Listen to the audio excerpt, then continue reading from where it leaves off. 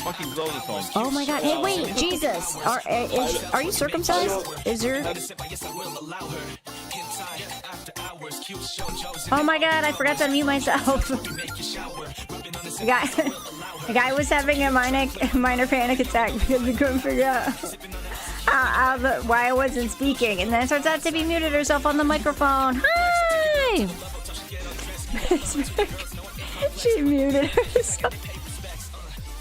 Oh, there we go. Is that better? Is the music better? Oh my god! What? No, thank you so much for the resub. Whoa, and 7 months in a row? Damn, thank you, Nuke, thank you, Nuke, thank you, Nuke.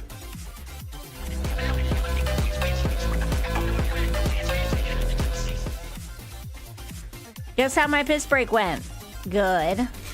It went muy excelente. I forgot. What was I saying? Oh, yeah, I was giving my intro. I was saying, welcome back to my channel. My name is Tippy Hendrix. If you're watching this on Twitch, please drop a follow. You get a notification when we go live. We go live Monday, Wednesdays, and Saturdays. We also have TikTok, and we have Twitter, and we have YouTube, and we have all that fun stuff. Oh, hold on. I gotta open my soda. How's your guys' Monday going? Happy Monday, everybody.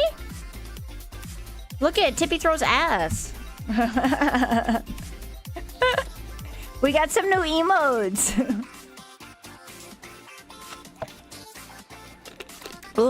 Sorry, I had to have a sip of my little bev. Guess what I'm drinking? Dr. Pepper. I didn't wait for you to answer. Look, I want to show you guys. We got, wait, do we have all 4? We only have 3 right now. Oh, we have 3 or 4 right now. Okay, so guess what? We have this one. Tippy throws ass. Beautiful, right? You had a depressing grocery shopping experience, so you're eating Tony's Pizza? That's pretty good. I don't know what Tony's Pizza is, but it sounds delicious. I hate grocery shopping. That shit stresses me out. Hold on, I got burp. Oh my god, I fucking warned you guys this time. Okay, we also got this one. Tippy Om. That's what it reminds me of. Tippy Om. I like this one a lot too. Pizza break, to be honest. Pizza peak. Oh, I thought it said pizza break. Pizza peak. I don't mind pizza, but some people like go way too hard with it. Some people are obsessed with pizza. Cough, cough, Italians. I'm just kidding. I love Italians. Guy's Italian. Okay, wait. Oh, wait. You guys are distracting me. I had the Tippy throws ass, the Tippy Om. And then... No, thank you for the gifted sub to Lambo. Thank you so much. Thank you, Nuke. Hold on. Ready? I'm gonna find it. Hold on, I'm gonna find it, Nuke. I'm gonna find it.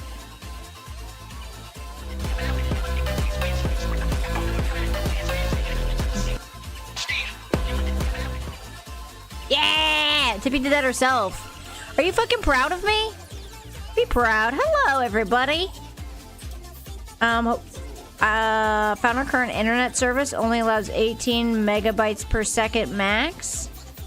Yeah, fucking the internet sucks. But also, internet company, please don't be mean to me tonight on stream. Please be nice. I love you guys. You guys are the best. 10 out of 10. I'll talk shit after stream. How about that? I'm telling the internet company on you. Don't do it. Caesars, I'll ban you. Wait, you guys, I'm getting distracted. Oh, it's this one. Look at our new emotes. We have one more coming. But now we have Tippy throws ass, Tippy leave, and Tippy Om. Oof, I'm sick. Why are you sick? That's a Tippy leave, but no one's allowed to leave. How about that? Lambo died for I summoned him this time. I love that you guys summon each other to the stream. That's my favorite thing. Is that sometimes it's Lambo who summons Nuke, And sometimes Nuke summons Lambo. Hold on, I'm taking a sip of my water. Let's pretend it's water. How about that? What if I just start telling, at this moment on, only telling people that I drink water? Can we all collectively agree to lie as a chat to anyone new? Like if anyone new comes in, we just tell them that I drink water and we just pretend that I do. We never again mention that I drink only soda. That is some coordination. Lambo and Nuke are brothers. So that's my favorite thing, is that they're brothers and then they summon each other. No, Caesar's, don't be dramatic. You have a choo-choo train next to your name. You're a train conductor? Caesars, you know what kind of people like trains, right? Why is Caesar's the train conductor? That makes me mad. What? How do you get a train conductor thing next to your name? Who is a train conductor? It says Caesar's name. It says next to Caesar's name, and it as a train conductor. Only reason was to gift this little guy a sub while I Genshin.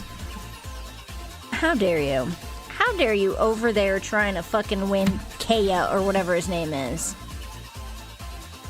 He was last hype train conductor? What does that mean? What's a train conductor mean? For hype train? Oh, it means he donated it? Donated during it? Wait, does it mean he started it or he donated it? Oh, donated during it. Oh. I'm sorry. That sounded like a monster. Oh, guess what? Donated the most during a hype train. Oh. Caesars, thank you. I'm telling on you. Now everyone knows that you were nice to us. I used to drink so much soda in my teens. My resting heart rate was legit 140 BPM. Is that a lot? Probably, right? Whenever I do scary, spooky games, my heart rate is always sitting at like a cool 110. I love doing the summoning shit. Kea is free. Oh, wait, I want to show you guys something. So guess what? We, one of our chatters, 98 house. Yeah, how do I do that? 98's house. He's in the chat. He's one of the chatters. He wanted to make us a song, like, because he's a music person. So he made us a song. So I want to show you guys it. This is it. What do you think? He made a little video for it.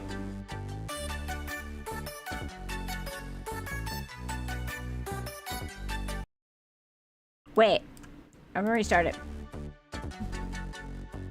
Yeah, this is the song. What do you think? This is from 98's house. I'm gonna show the little thing after Majiggy. The little name. But this is a song he made for us for our channel. We're gonna figure out what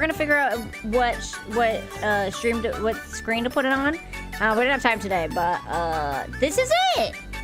This is Tippy inspired.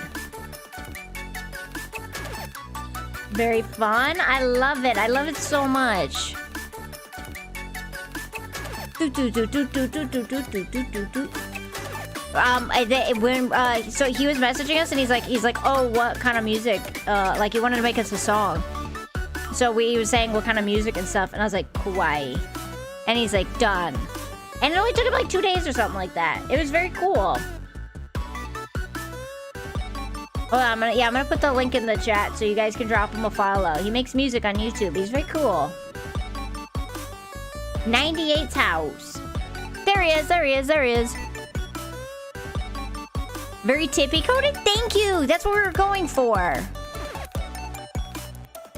I hate getting sick. I have to work tomorrow and I hate missing work. Just drink a bottle of Dayquil and you'll be able to do it. You'll be able to power through if you need to. Although I love taking days off work, but not for being sick. That does suck. If I'm gonna take a day off, I want it to be fun. I want it to be like I can spend the time doing whatever I want to do. I don't want to have to spend the day in bed because that's fucking lame, dude. We took a day off for, Friday for our anniversary, and we went to dinner. I told you guys at the steakhouse, and but like the only problem is anytime I have a day off, I want another day off. Dilk, dang, I love kebabs. I fucking do love kebabs. No, wait, I've never had a kebab. Have I had a kebab? What's a kebab? Because I don't remember if I have had one or not. The meat on a stick? But is it just like that's kebab meat? What is a kebab also on a stick?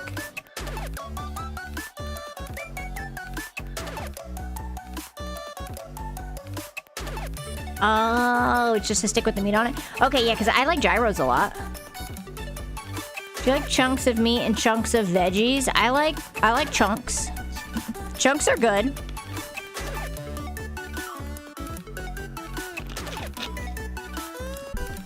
What kind of kebab? See, that's the question. I don't know. Here, we're gonna show you guys his channel. That was 98's house. 98's house. He made this song for us a few hours ago. Boop, boop, boop, boop. There's his name. Drop him a follow. He's very cool. He made this song for us, and we're very excited. We're gonna find a way to put it in our thingy-majiggy. Everyone just keeps leaving when I just shake my wiener at them. I'm so sorry. I keep drinking soda, and it's bad for you. It's not bad for you. I'm just what? That's what thing says. Good music for procrastination. That's me. That's me, baby. That's me, motherfuckers. To be how many years of wedded bliss? I can't tell you, but it's very high.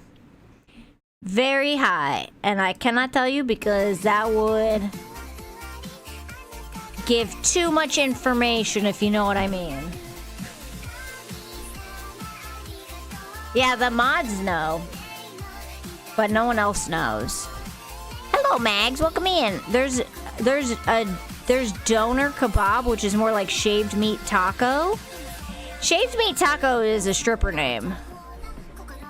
100%. There's not a stripper not named shaved meat taco. I'm drinking a shit ton of Dr. Pepper at the moment as well. Fuck yeah, dude. Twinsies.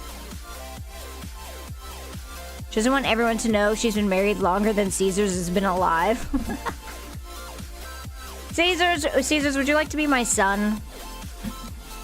Caesars, would you like to be my child? Caesars, would you offer yourself if I was your mother? No? Oh, good, you'd stay alive. I will be selling that information to the highest bidder. You do want to be my son? Chat, can Caesars be... Can we all officially agree that that I'm Caesar's mom now? Wait, does that break child labor laws? Huh? Hello, Moo, welcome in. One of the things I miss most about my trip to Europe. What's doner? So that's a specific type of kebab?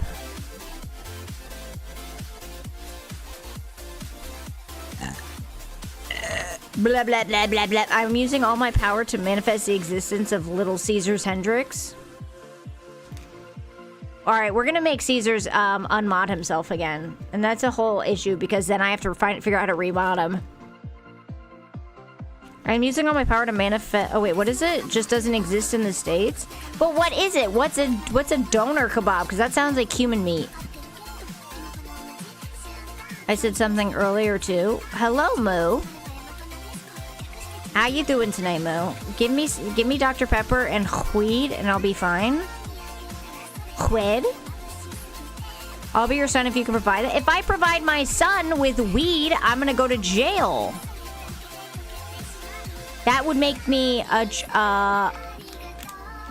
bad mom. That would make me like a mob boss. Is that the vibe we're going for? In the U.S., donor is basically gyros. Okay, I love gyros. Maybe someday I'll learn the holy number of wedded to be guy bliss. Just know it's been a long time. Pretty much this. Oh, okay. I fucking love gyros. There's a place near us that does them. My cousin used to work at a gyro shop, and he used to make fire fucking gyros, dude. I'm not a child, though.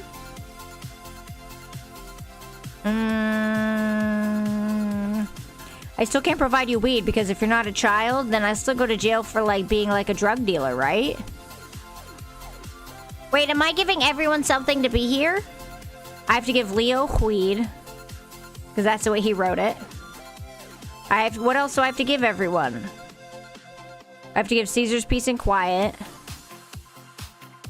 Got some differences, but not really common over here. I love trying food from other places, but I don't go get them that often. I usually just eat fast food because that's like so much easier. I used to eat a lot more like cool cultural food when I had other people I worked with. I'm trying not to kick it. I'm trying to see where it is. Yeah, that's why I'm trying to push it in, but I don't want to kick anything. Where do I... Hold on, I gotta put my little footrest in. It's sticking out. Okay, there we go. Am I anywhere near it? Okay.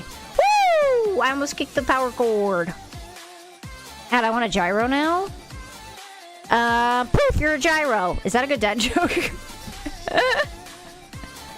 Just say it's Delta 9. Can you guys hear me good? Hold on, let me scooch my little thing up. Boop! Is that better? A doner kebab is a kebab sandwich that was invented by some Turkish guy in Berlin in the 60s. By now, every German town with 1,000 people has a doner shop. Doner or donor? Weed is legal, though? In some states it is. In some states it's not, I'm pretty sure. The only thing I require in life is having good friends. Agreed. Tippy would be the kind of mom who gives their son a gyroscope if they want a gyro for lunch. The fuck is a gyroscope? Everyone's using these goddamn big words today.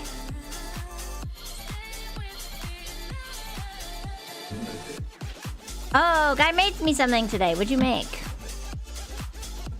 You know if I'm gonna like it? What is it? Uh-oh, guy made something and I haven't seen it yet. Should I close my eyes? Alright, I'm not gonna close my eyes, chat.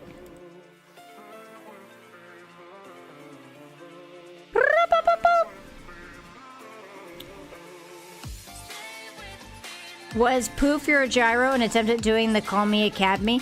It was my attempt at doing the, what the fuck is this? What is this? I love it. Why do I have a mullet? Chat, guy made me into a, made me have a fucking mullet. Is this paint?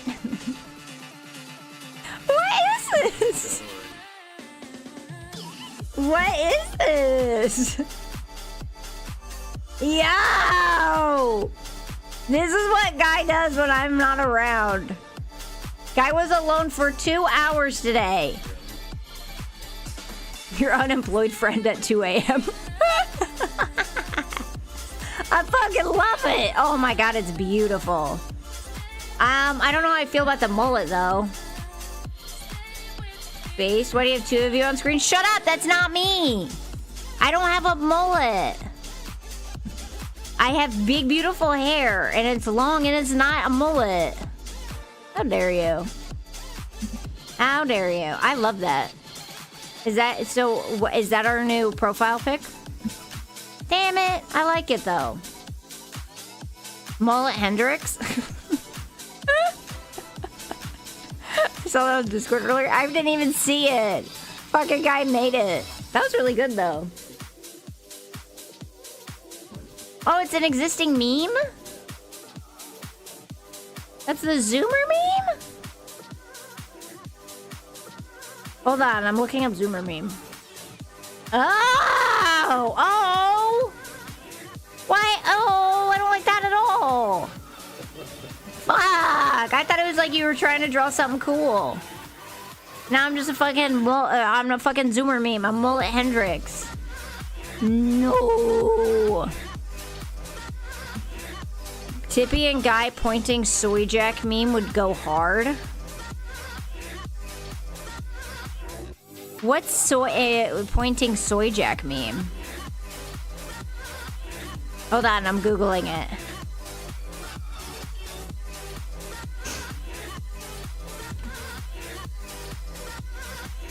Oh, we gotta make that. Oh my god, I want that. That would be so dope. Can I not have a beard though?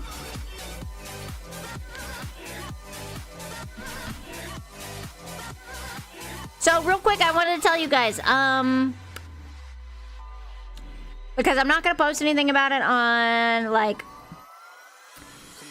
Twitter until we have everything confirmed and ready to go and it gets closer. But we did the lover sub on Saturday. Afterward, I mentioned on stream, I said, Lopi, we got to get you on for one of these lover subs, and she was like, I'm down. And so then Lopi and I were talking after, and she's like, she was like, yeah, I was serious, I'm down, I want to do it. And so we worked out a time. The problem is that she's very busy, and so we're doing it on May 8th, which is usually sooner than we would do it. It's not this Wednesday, it's next Wednesday, but that's the time that she had available. So I'm very excited. So the next one's gonna be on a Wednesday instead of on a Saturday like we would normally do it. But that's okay. I'm happy. I'm very, very, very, very excited. My tail's going crazy. It's vibing. The tail's a vibe. April's already over. God, time moves so fast these days. I know. Hello, Preacher. Welcome in. Yeah, so on May 8th, we're doing our next lover sub. Lopi is going to be the guest of honor. She's going to be the bachelorette. Out of the 6 contestants, I can tell you 4 of them so far, because 4 have confirmed. There is going to be Evanito, Penumbral, Bree at Cookie Box, and Heavenly Father. So those are the 4 I can tell you. The other 2 I'm not going to tell you until I have it more nailed down. So I'm just ready to watch Lopi just fucking decimate the contestants. You know what's funny is too is she's friends with all of them. Well, like I'm with all the ones I mentioned, she is friends with. So I'm very excited to see her just not hold back. In their defense, though, when I asked them, do you want to do a thing for, do you want to do a lover sub for Lopi? And they were like, 100%. Every one of them was like, fuck yeah. I'm excited to see Evanito. Because, like, Evanito and her have a roasty relationship. Penn and her have a roasty relationship. Bree's a sweetheart. And Heavenly Father, I think, is going to just roast her as well. So it's just going to be a lot of, it's going to be a lot of fighting, and I'm here for it, I think. Who is Evan? I see him everywhere now. He does VTubing and IRL. Mostly IRL now, though.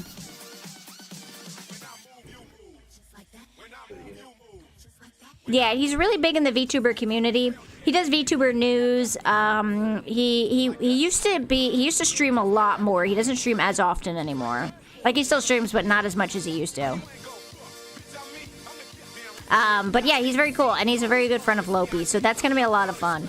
And Penn, as you know, is one of her best friends, and he was on the show on Saturday as well. Bree, this will be my first time working with her, so I'm very excited. And Heavenly Father as well. It's going to be my first time working with him. So I think it's going to be a lot of fun. And then when we get the last 2 contestants, I will announce them as well. But that's going to be not this Wednesday, but next Wednesday. Who was the news VTuber? I didn't hear. I stepped away for a second. The news one is Evanito.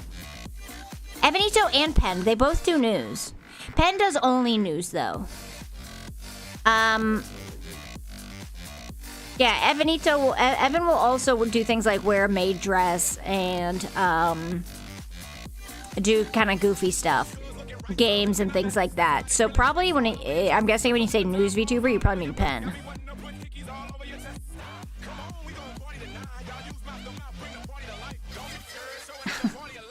I'm surprised no one invited the pigeon. That'd been a very, very funny joke there. But, why? She's not a cat, though. Lopi? She's a bunny. Wait, is that the joke? Oh my god. I would, but I'm inviting people that know Lopi. Yeah, I'm just inviting Lopi's friends this time. Because I think that would be a lot of fun for her. To have her friends fighting over who gets to date her. Kind of like a Rexon situation. Alaikum assalam, Mr. Zamek, welcome in. Why is everyone trying to smash my mom? Why is everyone trying to smash my mom? If I had infinite time and money, I'd do some real VTuber journalism, like hardcore impartial shit. I try and keep up with VTuber stuff, but there's so much of it that it's so confusing. Yeah, we just started watching Pen, and it's a lot. Like, there's always something happening, I swear to God. If I don't play that once a stream when I'm here, it doesn't feel right. Are you trying to smash my mom, Dimitri? Trying to smash my mom. Is today a holiday? It's not, right? No, okay. I thought it was for a second. Stand up! Maybe? Who knows? Wait! Maybe you're trying to smash my mom? Disrespectful. That's the problem. The current news is drawn out and confusing. I need a weekly show that's an hour long and sums it all up in a concise and impartial format. Wieners were not invented for childbirth. They were invented solely for joking and gooning and edging. I guess the problem with that is an hour. If it was all summed up in an hour, that would be that streamer would have a hard time getting people to come, because usually streams they say minimum 3 hours. That's what they like. Twitch won't even recommend you if you're under 3 hours. Yeah, if you're looking to grow at all, minimum 3 hours. That's what, like, literally Twitch says that. So that's why one of the problems why it has to be so drawn out. I guess you could do like a YouTube video for an hour one, but you'd have to fucking edit it quick, boy. Exactly, that's why no one does it, but that's what people need. WG, are you describing a regular news station, but Twitch style? Like a regular news station, like it's gonna tell us the weather and everything? I'd watch it. Oh, she has a new model she's revealing. Yes, I know, I saw it. I'm very, very, very excited for her. I'm super excited for her. And yeah, I always go to her things. She is on before me. She's on in the afternoon, so I always end up going by her streams on the weekend.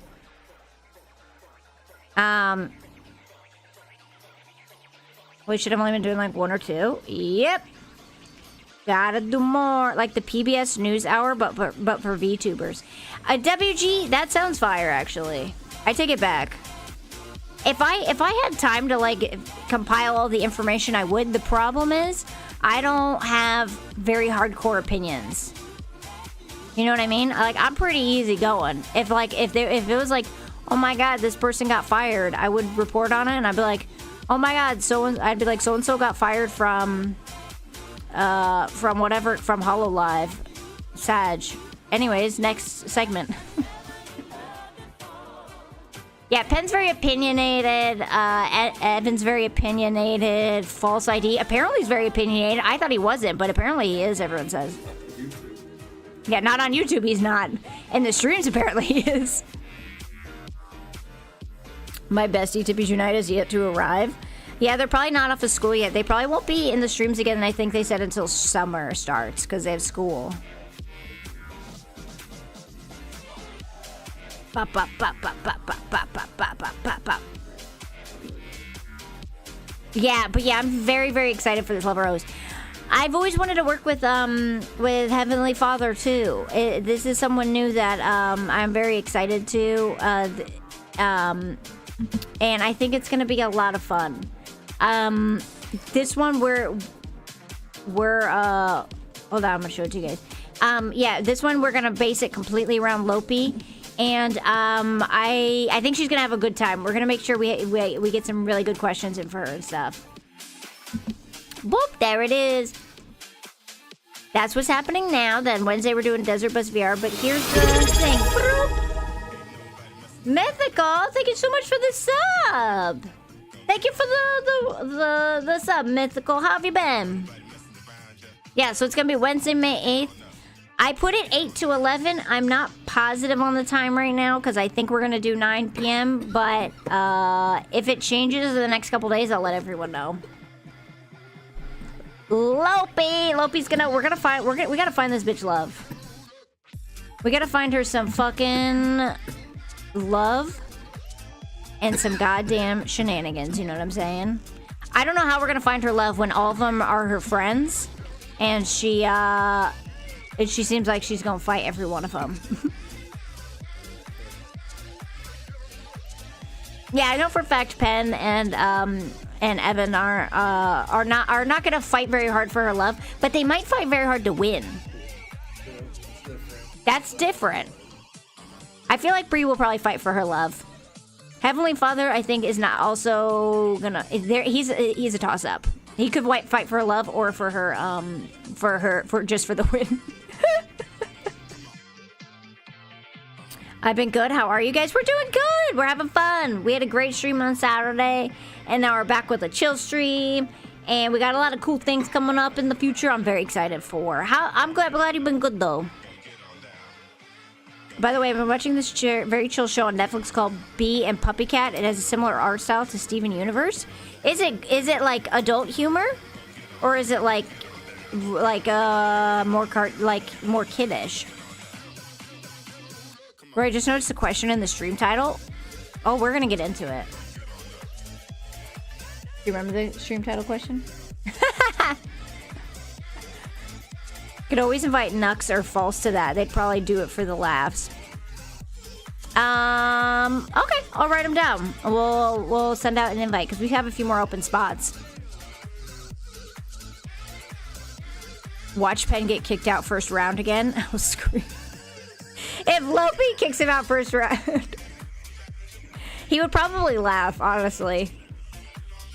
I saw on Twitter that after the Lover sub on Saturday, they watched anime together and got drunk.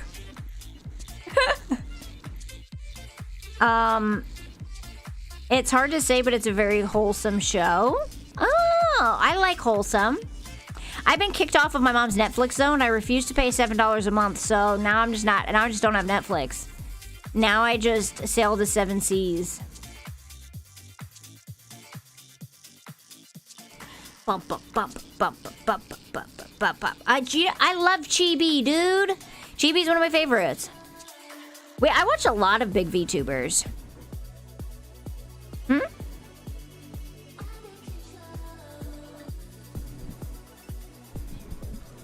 That? Okay. Netflix is overrated anyways. Netflix is overrated. Well, I mean, all those stations are. All those apps are. I get Hulu for free, but I did have fucking HBO Max, and then my younger sibling canceled their subscription, so I no longer have HBO Max. And my mom, I got kicked off of her Netflix.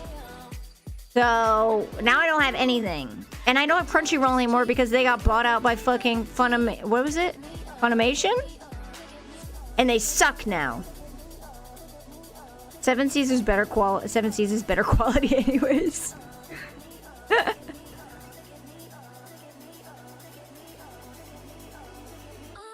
Oh, did anyone watch the Fallout episodes 3 through 5? We're gonna talk about them in like 20 minutes. I'm very excited to talk about it. I have so many fucking thoughts. There's not much left on Netflix. That's good.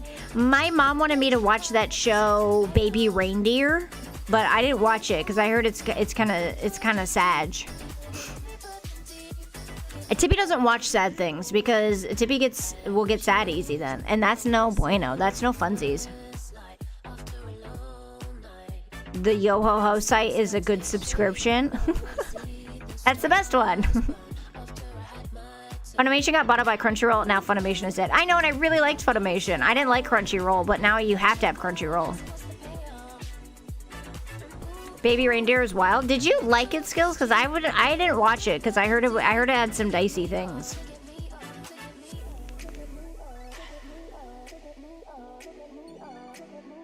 I caught the back end of the last one we were watching last night. Oh, okay. Yeah, yesterday we watched 3, 4, and 5. I rewatched episode 3 today and found some interesting patterns. Yeah, we wrote. So I made notes again. I made notes. Lucy is fine AF, to be honest. Of course she is. What's her name? Ella Purnell? I think her name is Ella Purnell. I used to have Disney Plus. When I tried to cancel my annual plan, they charged me again anyways. So when my card expired, I never updated it because they can go fuck themselves. And they're changing from 70. They're changing from 70 a year to 120 a year?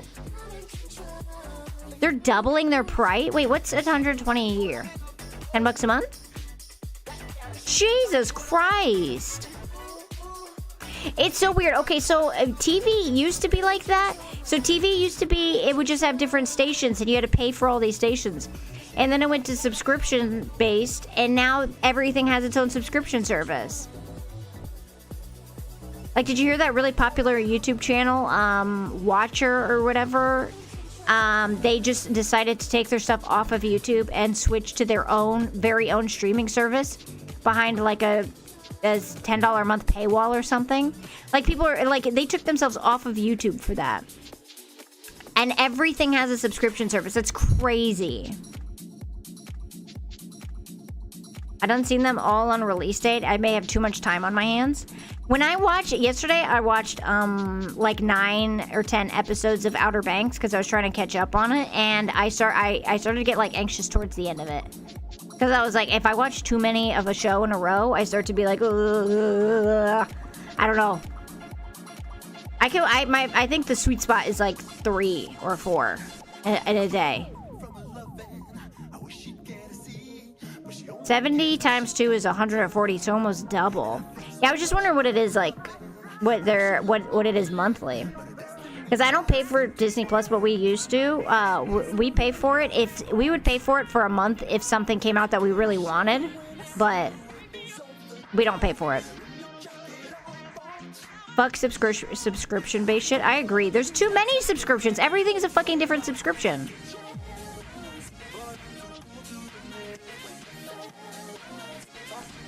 No, both Funimation and Crunchyroll got bought out by Sony?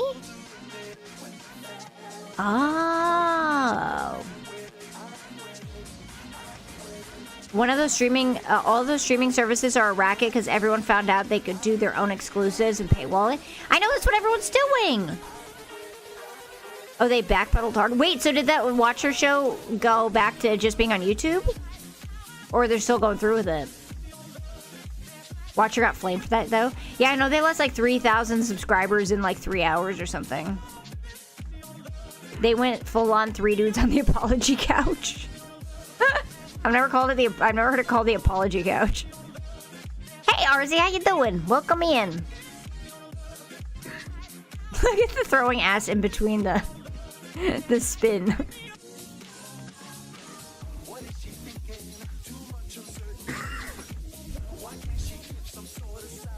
Hmm? Oh, because it's on the ground. This? Okay.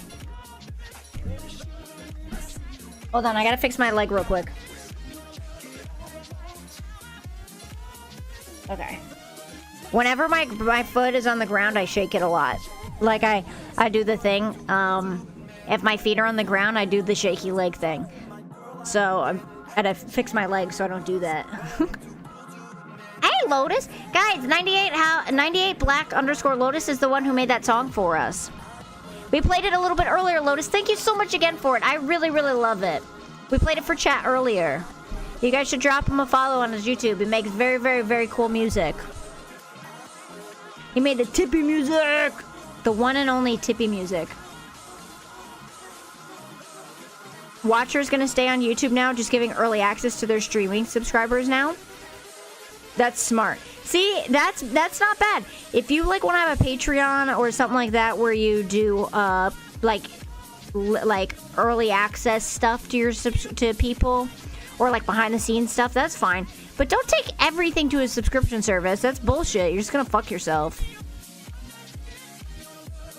Same, I'm doing that. What the fuck is that emo? What is that emo? Where did you find that?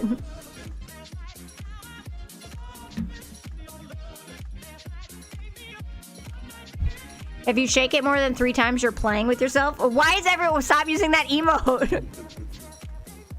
What's the deal with that fucking emo? What is that? Pancake, what was that on my head for a second? That threw me off. Is this gone?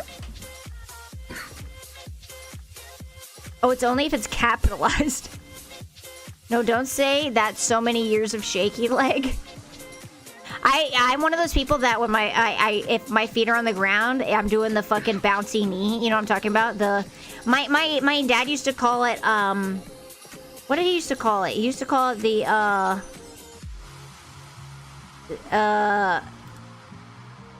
not nervous. Was it nervous? I don't know if he used to call it nervous or do the thing, you know where your parents, where you do the thing where you shake your leg a lot, or like you shake your leg and someone puts their hand on your knee and they're like, stop. We have a friend who used to do that so hard the tables would shake. B. Oh my god, he would straight up, the table would be like losing control and you'd be like, B, please stop. I think it's universal if you have 17 being sold. Stop doing the now emote. I don't understand that at all. What the fuck is that? It's like a flat top. Lightning. It's so annoying. The only one I still don't mind is Amazon Prime because you get Amazon Prime to alert. Yeah, that's the thing. Okay, so hey, Cruella, welcome in. We have Prime because we have Amazon. We watch the Amazon stuff because the same thing.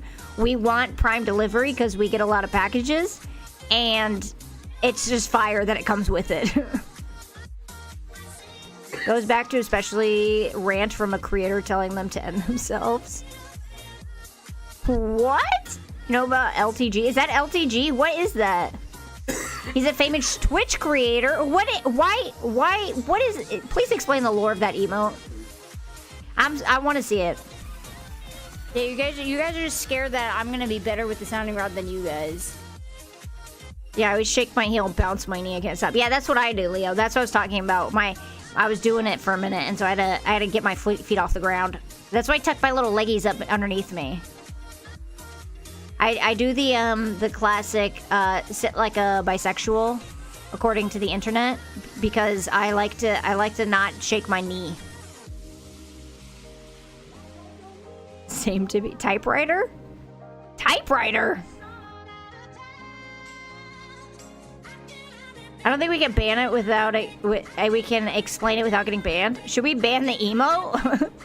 What is it? Why is everyone trying to smash my mom?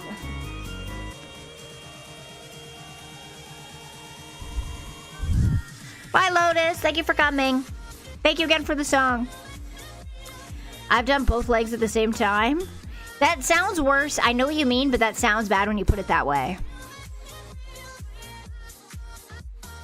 Yeah, I won't sail the 7 seas for Prime. Gotta support the boys Clarkson, Hammond, and May. Who the fuck are Clarkson, Hammond, and May? It is better if you just look up the rant on YouTube. Alright, that sounds like it's gonna be an off-stream thing. Kenny, why are you trying to smash my mom? First RZ, now you. Poor K. Top Gear, the Grand Tour, guys. Top Gear, the show about the guys with the cars, right? The old guys. Why is everyone trying to smash my mom? Quit trying to smash my mom. She's not available. Actually, she is. She isn't mine. I gotta call my mom on stream sometime again. Maybe the next punishment will.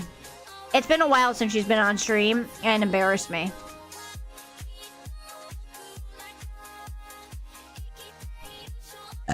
Oh, definitely an off-stream thing? Okay.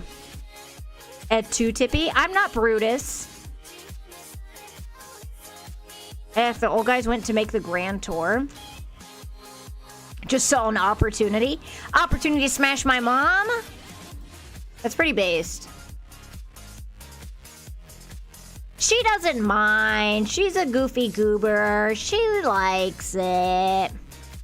Oh shit, Tippy thrown ass! That was a weird time for a voice crack. Nightmare, nightmare, nightmare. I'm sorry. Wait, the option is on the table? I mean, anyone can try and smash my mom. She's a single woman. Actually, she's not single technically. Technically, she's still married. But that's only because they can't figure out how to get divorced. And my mom and her ex-husband. He has a hand up my butt and moves his hand and my mouth talks. Yep. Exactly. Does Tippy ever scream nightmare, nightmare, nightmare in the middle of the night? You think I'm the one who does that? Where do you think I got it from? Guy's the one who does that. Guy does it at the most random moments in time, and he does it to our pets. The cat will jump up on the bed, and she comes up to me, and all of a sudden, Guy goes, nightmare, nightmare, nightmare, to the cat. What did she say? You know, for a man in his early 30s, I have a lot of voice cracks. For a woman, I have a lot of voice cracks. Hey, Kurt, welcome in! And thank you for the bits, Kurt! Amicably? No, oh, so my madre and her husband, my ex-stepdad, they split like 10 years ago, but neither one of them could bother getting divorced. And so they just didn't. I think they were trying to like about a year ago, and then they both got annoyed, and because they live in separate states. And even though they're friends with each other, they're just like, oh, I can't be bothered going down to the courthouse, paperwork, I have to mail something in. So they just didn't. So you're welcome to try and smash my mom, but as long as you know that she is a married woman, if you're into that. God, guy keeps getting cooler and cooler. Yeah, but Caesars, if I said that I was the one is shouting nightmare, nightmare, nightmare at our pets, you would say something like, you're an idiot.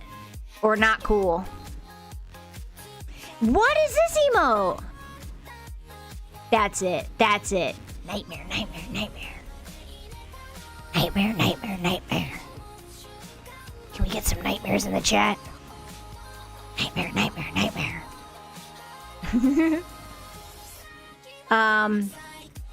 But filling us at some of the Twitch-friendly excerpts from the rant before. She literally watched the rant on stream. She did? Fillion is toes the line of getting in trouble, but she never does. Yeah, she tempts getting canceled on the daily, but she never does. Nightmare, nightmare, nightmare. Some people are into that. Some people. Hold on, my 7TV is scuffed again. No. 7TV just doesn't want emotes to work today, Kurt. 7TV is the bane of my existence. I'd say poor Batman. He would never nightmare Batman. Because Batman's a real wimp. He's a big fucking baby, and he gets upset if you say anything mean to him. If you use the wrong tone of voice, he gets upset.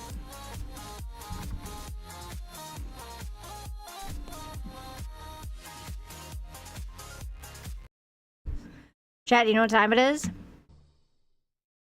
You just heard Crawl Out Through the Fallout. Woo! What? I've got some more news for you. Jorge? And, Why am I bald? Why am I bald?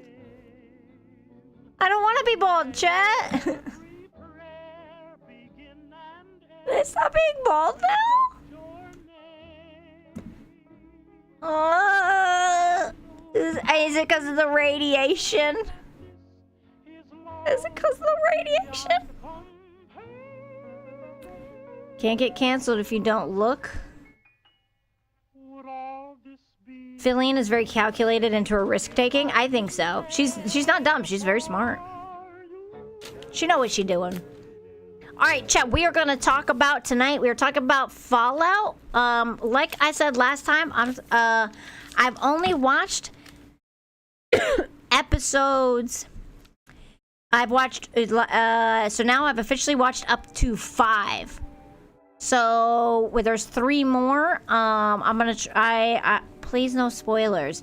But if it happens, it happens on accidente. You know what I mean? Yeah, we know it's on purpose. Episodes 1 and 4. So no, I've seen 1, 2, 3, 4, and 5. Because yesterday we watched 3, 4, and 5. Don't forget that this VOD will get hella muted because of the Fallout music. Yeah, that's all right.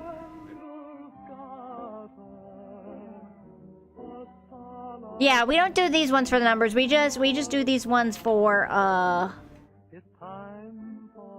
yeah. Oh wait, why is this stuck? Why am I crying? Tippy the telepathic mute? Hold on. There we go. We fixed it. By we, I mean Guy. Tippy crying and whispering. Look, it's a skill, okay? So I want to know, how many of you have seen up to episode 5 already? Or beyond? Or played the game? Because I know I asked this last time, but I know we have some new people in here. I have so many fucking thoughts. Garion, I know you have. Yeah, we'll be looking to hear from you in a little. Just so anyone knows, if you have any thoughts about it, or anything in general related to it, we will be pulling people in on calls in just a little bit. I've seen up to 5. Okay, cool. Because I want to make sure I don't spoil anything. You've played the games? Oh, skills. Okay, you gotta watch the show. I'm stealing this emote. Shake ass, dude. Shake ass. Which game? Fallout. Fallout on Prime. Spoilers, episodes 1 through 5. Yes, there it is. Okay.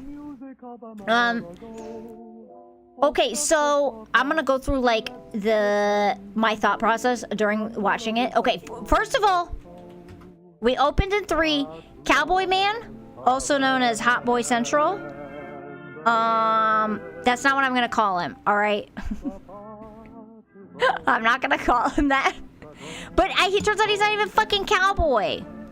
I was fucking lied to. Yeah, he's a fake cowboy.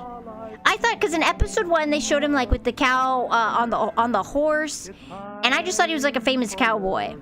And he had his cute little daughter. Hot Boy Central, Tippy 3 seconds ago. I never said it. It didn't happen. But okay, so Fallout this episode 3 opened up with Cowboy Man not being a fucking cowboy. So embarrassing to know that everyone knows my brain is empty. Played through a decent part of 4. Watched the back half of episode 5. Okay, so we did watch episode 5. Oh, I'm gonna get there, Hex. Don't worry. Thank you for the beats, Kurt. And my brain's not empty. It's got so many thoughts. He's an actor, aka a liar. You're a liar.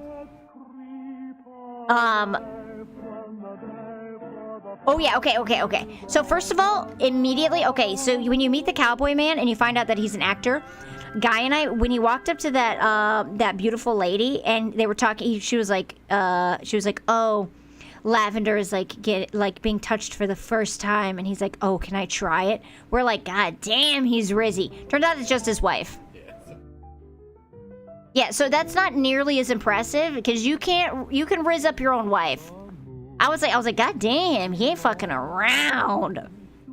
So the show is game based. So the show is Yeah, it's like same universe, extended lore. But it is, if you liked the game, you would like the show, and vice versa, I think.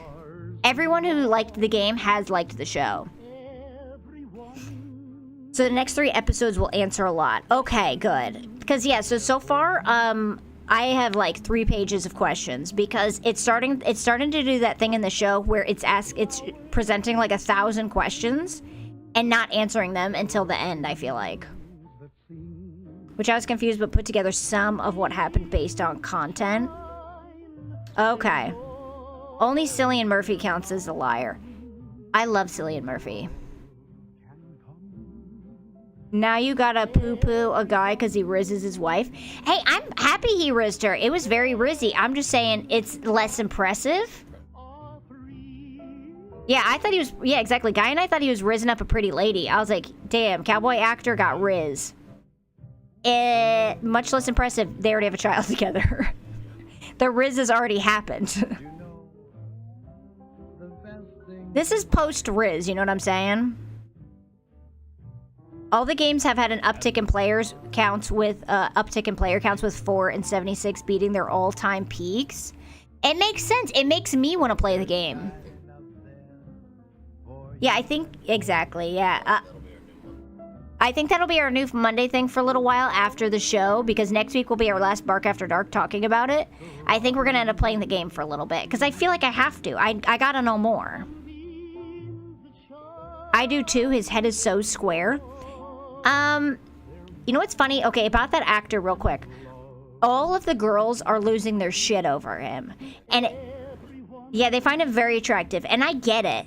But it's one of those things where it's like, if you play a cool enough character, you are, you're like in, you know what I mean? If you play a cool enough character in a show, it doesn't matter if you're good looking or not. Because, objectively, yeah, he's good looking, but not, like, the girls are going fucking wild for him. And not just him as the ghoul. Like, literally people are sending him questions and things like that on interviews, like, can the ghoul reproduce? They want to know if his dick works. Yeah, is he breedable? And everyone's like, he's a ghoul. And they're like, but is he breedable? And they're like, that's not...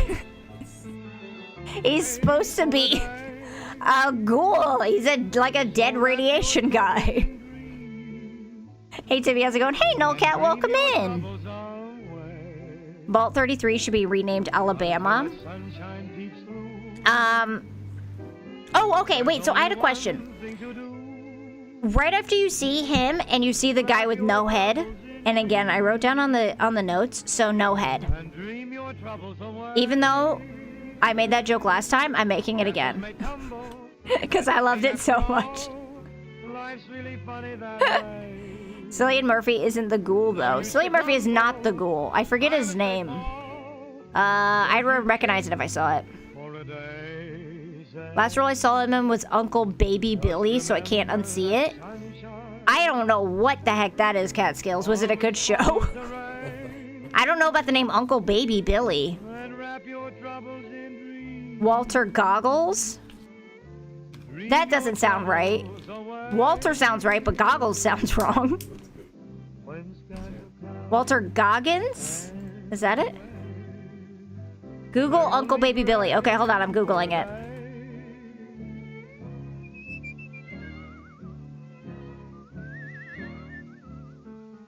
Whistle and dream your cares away. Righteous Gemstones? Oh, okay. I never saw Righteous Gemstones. Also, his name is Walter Goggins, not Goggles. Oh, okay. I mean, he definitely deserves praise. He's been acting a long time. I remember I saw him in a show a long time ago, and I can't remember what it was, but he was great in that too. Like, I feel like he was perfect for the ghoul. The way they set up that scene kind of makes it look like this satellite decapitated him, which is a very Fallout joke. Also, Lucy just walked around with his head, like, carrying it. She didn't even put it in a fucking bag for the beginning.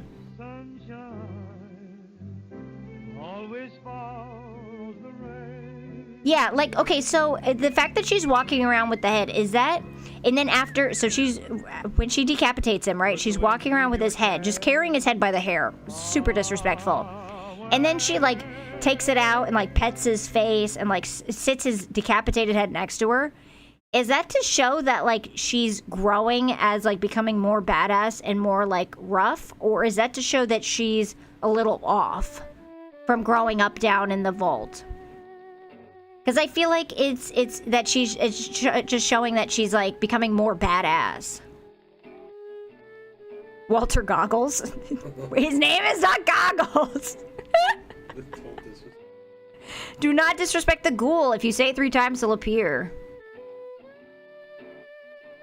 Same with her clothing change in later episodes. Okay, so it is showing her growth.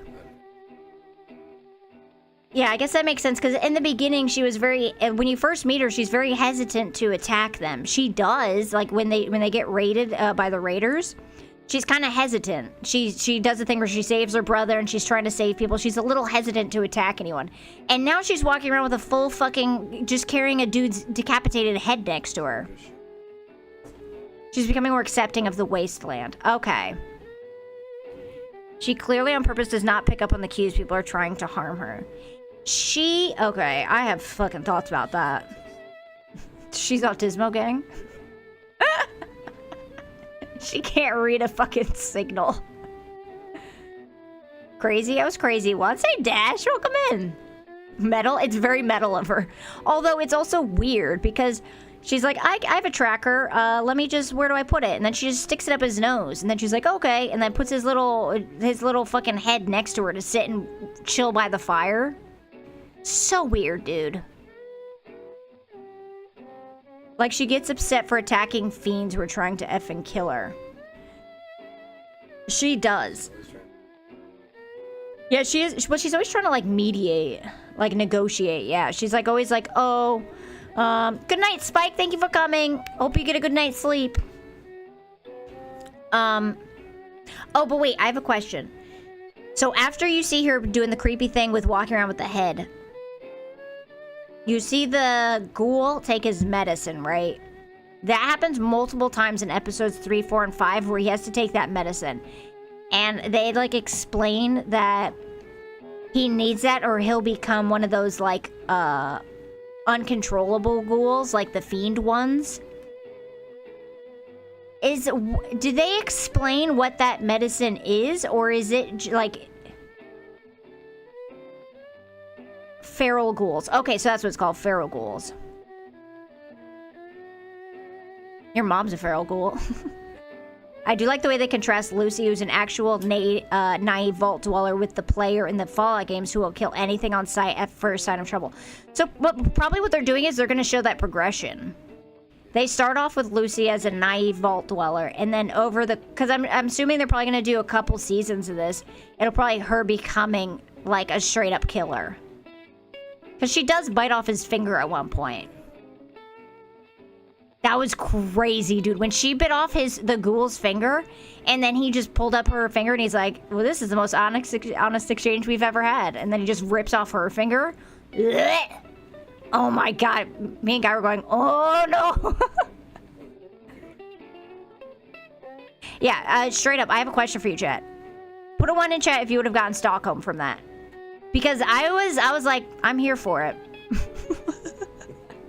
when he brought her to the place to exchange her or her he sold her basically for more of the medicine. I was like I already have Stockholm. I would have, if I was her, I'd have been like, no, don't leave, stay. 2? You guys are liars, dude. You wouldn't have stayed with the ghoul? They haven't really explained the drug still. Okay, but so you guys were saying that the medicine is new for Fallout? It's not what? Oh, it's not Radaway?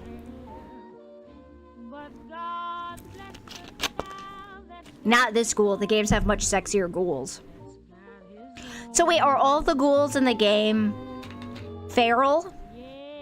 Or are there any ghouls that are like this ghoul in the show where they're put together? Kat, I need you to tell me who the sexiest ghoul is so I can look them up.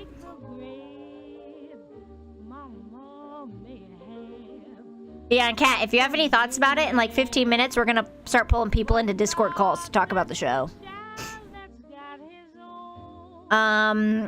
Not all of them. In the games, ghouls are just existing, and sometimes they go feral for unexplained reasons. So maybe in the games, though, they just never got into the medicine, or I wonder if the show was just trying to explain it. You know what I mean? Because it sounds like in the games, they just never got into it. There are feral, semi-feral, and non-feral. There are whole societies of ghouls in the games. Oh. I have so many thoughts. Well, you're welcome to bring them onto the show.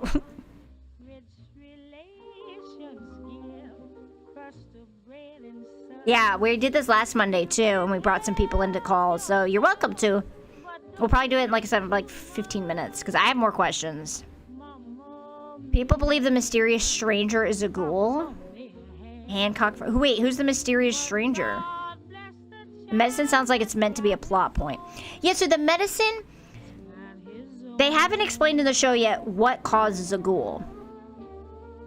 But if the medicine keeps them from going feral... I wonder... Do they explain how a ghoul becomes a ghoul? Because if not, I would think it would have something to do with the medicine.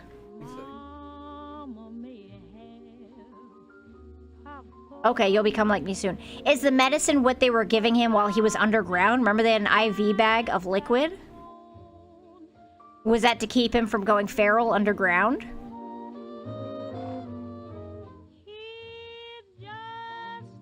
It's radiation, okay. The mysterious stranger is a thing that happens in the game. Oh, okay. They do in the games. He sometimes appears in combat and kills an enemy from a perk. But he's always a he's always a man in a trench coat, not a ghoul. Oh, that's good.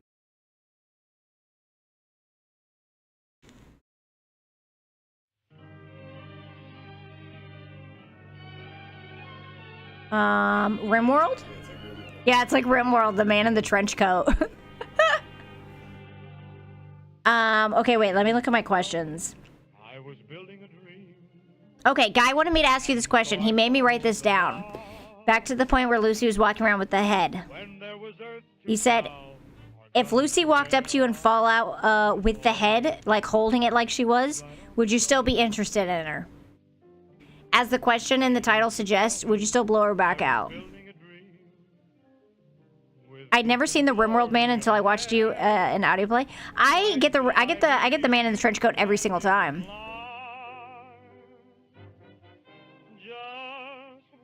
More interested, yes, without a second thought.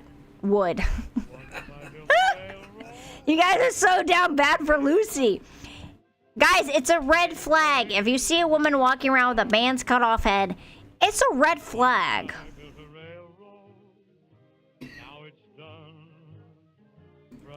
Yeah, I'm into crazy girls. Aren't we all? I can fix her. Yeah, but you can't fix him. He has no fucking body. He's just along for the ride. People in certain vaults were exposed to radiation became ghouls due to some mysterious, ethically dubious shit done by people who set up the vaults. A woman being hot is a red flag. Goes still would. Miles, thank you so much for the raid. Welcome in, Miles. Thank you. Welcome in, Raiders. What were you playing? Milk Raid? Do we go full ADHD? I think we do. Chihuahua.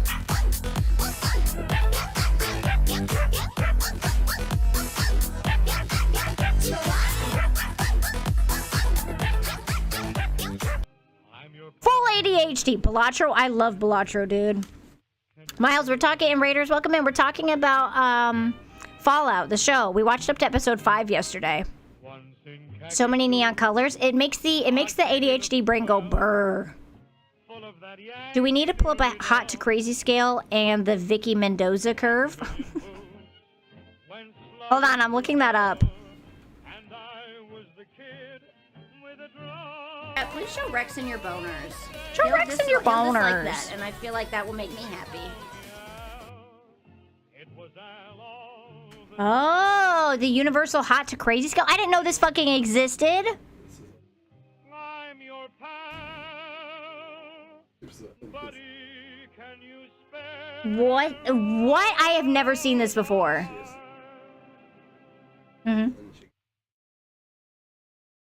So she has to be at least a 5 on the hot scale, and then she can be up to a crazy 7 on the crazy scale. So where does Lucy fall? Because that bitch is crazy as fuck. Nice bone. Thank you. It's new. I polished it.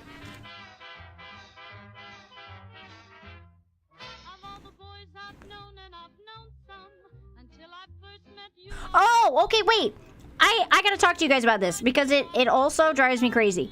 Okay, so after Lucy did the whole thing with the head and there was the ghoul and all of that, Maximus immediately became a dick. Amelia, she's a 10 out of 10. Ooh, or 11 out of 10? But, all right, but that's on hotness. I'm talking craziness. 100 out of 10? She's gorgeous. I like her big spooky eyes. Maximus was doing to his bully what Titus did to him. I feel like, okay, so I kind of feel like maybe because, okay, guys, so if you didn't see it, Maximus is pretending to be Titus. And he's treating his bully, who is also his squire, like shit. I couldn't tell if he was doing it because that guy was his bully or if he was doing it to pretend to be Titus. Because Titus was also kind of a bully. You know what I mean? Let me do that.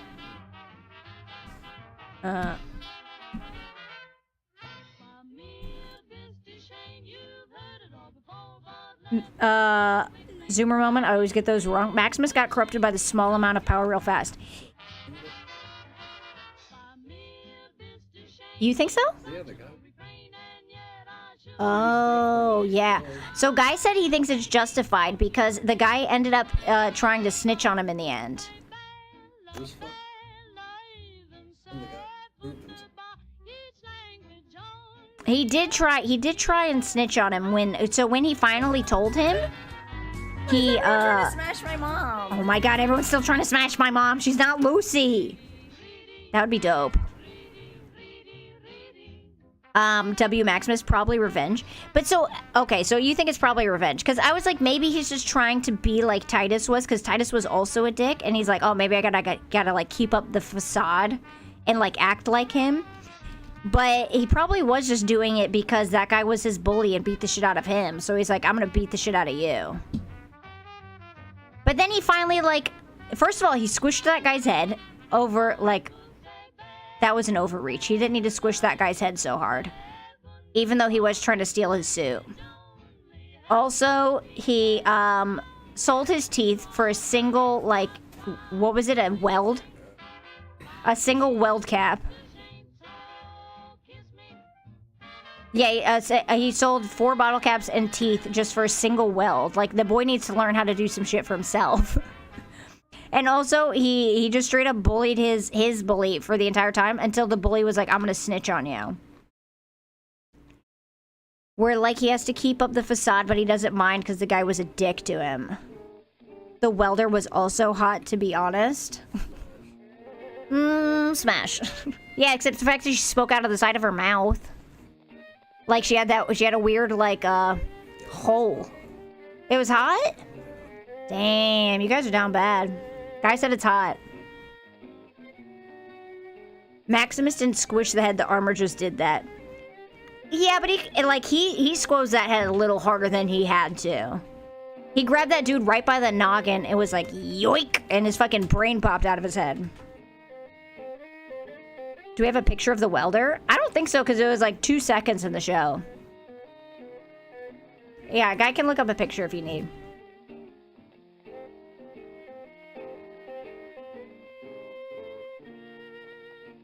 Fallout welder. Huh? Hold on, I'm looking up a picture of the welder. Show. Girl.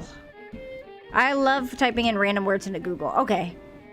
These are just pictures of Lucy! Fuck, the welder girl didn't make it to Google Images yet, chat. We're all idiots with brain rot here. That's why I feel at home. I mean, if you're squeezing ahead in that scenario, I feel like you're kind of going for the end game. Out of context, that's the most sus statement I've heard tonight. If you're squeezing the head in that scenario, you're going for end game.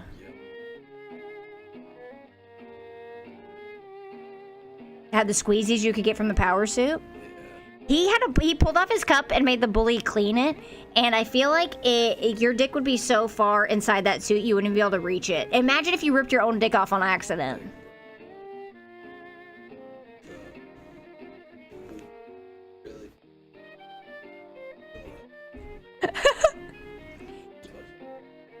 They were touching tips. Do you think that if you were the knight, you could order your squire to give you a handy? If you're like, this would make me feel better, you have to give me a handy as my squire. My lord. He's like, polish my knob. With honor, my lord. Probably.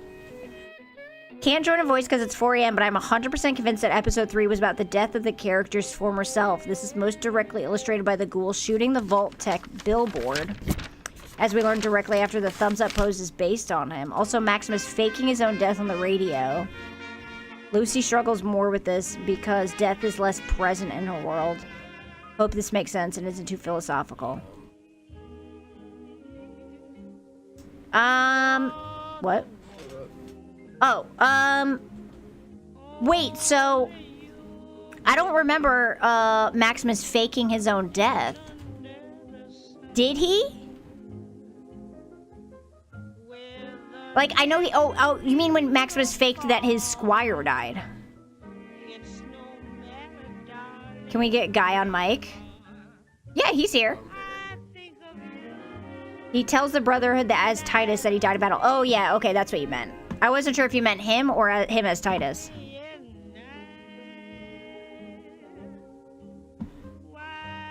I think he does report to HQ that he is Titus and his squire died. Yeah, that's what I meant. He did, I thought you meant he reported that Titus died.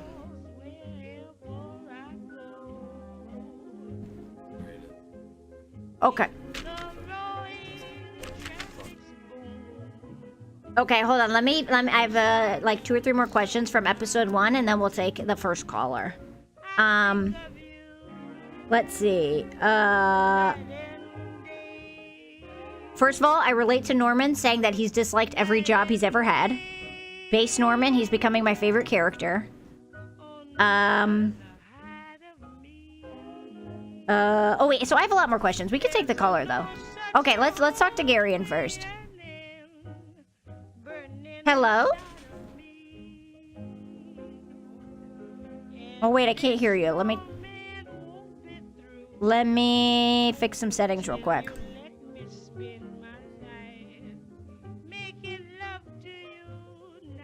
Hello? I can see you lighting up, but I can't hear you for some reason. Oh wait, maybe we turn them up?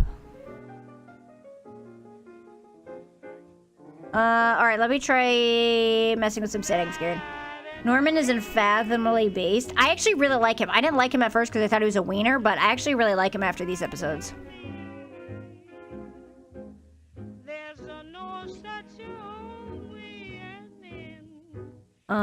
Here, wait, say something, Garion? 1, 2, 1, 2, testing. Oh, okay, there you go. You were just low. Oh, wait, I know why. Give me 1 second. Let me turn up the volume somewhere else.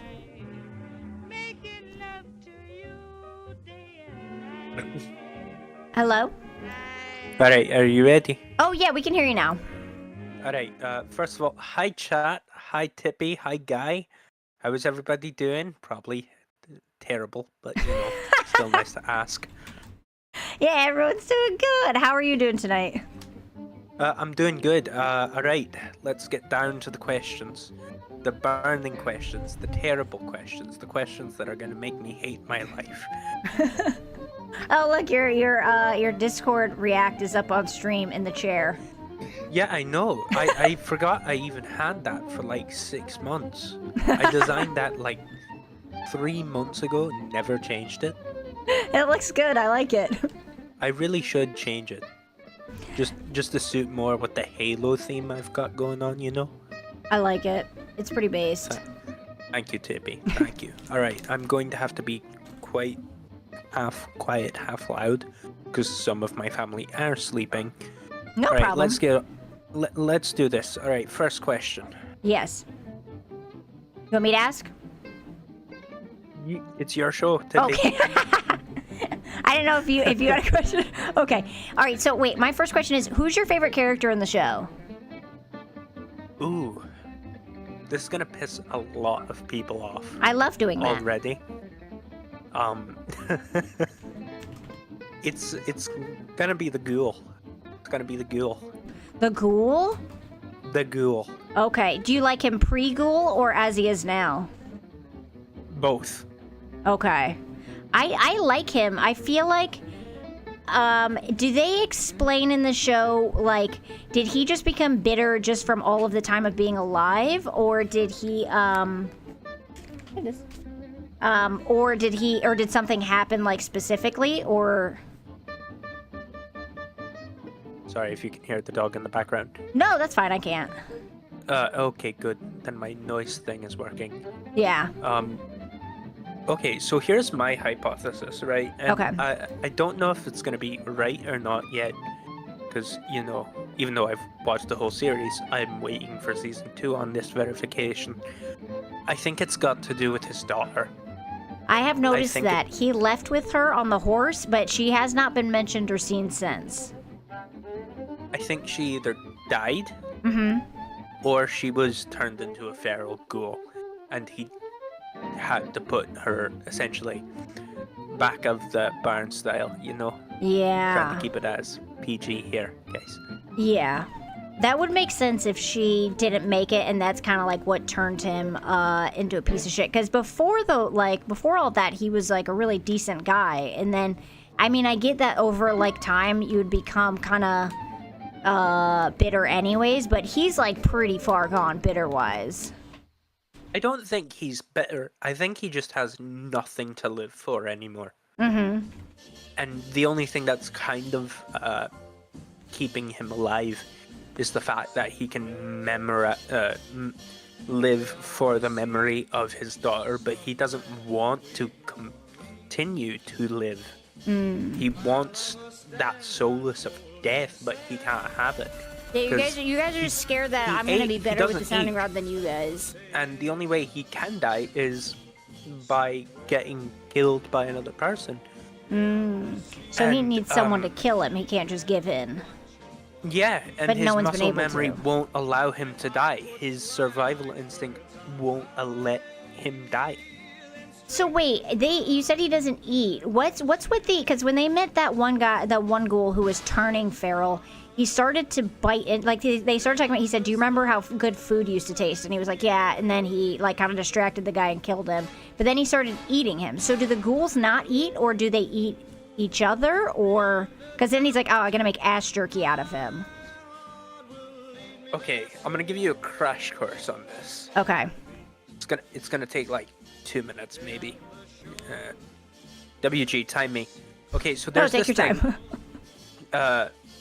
called feral ghouls, semi-feral ghouls, and non-feral ghouls, right? Yeah.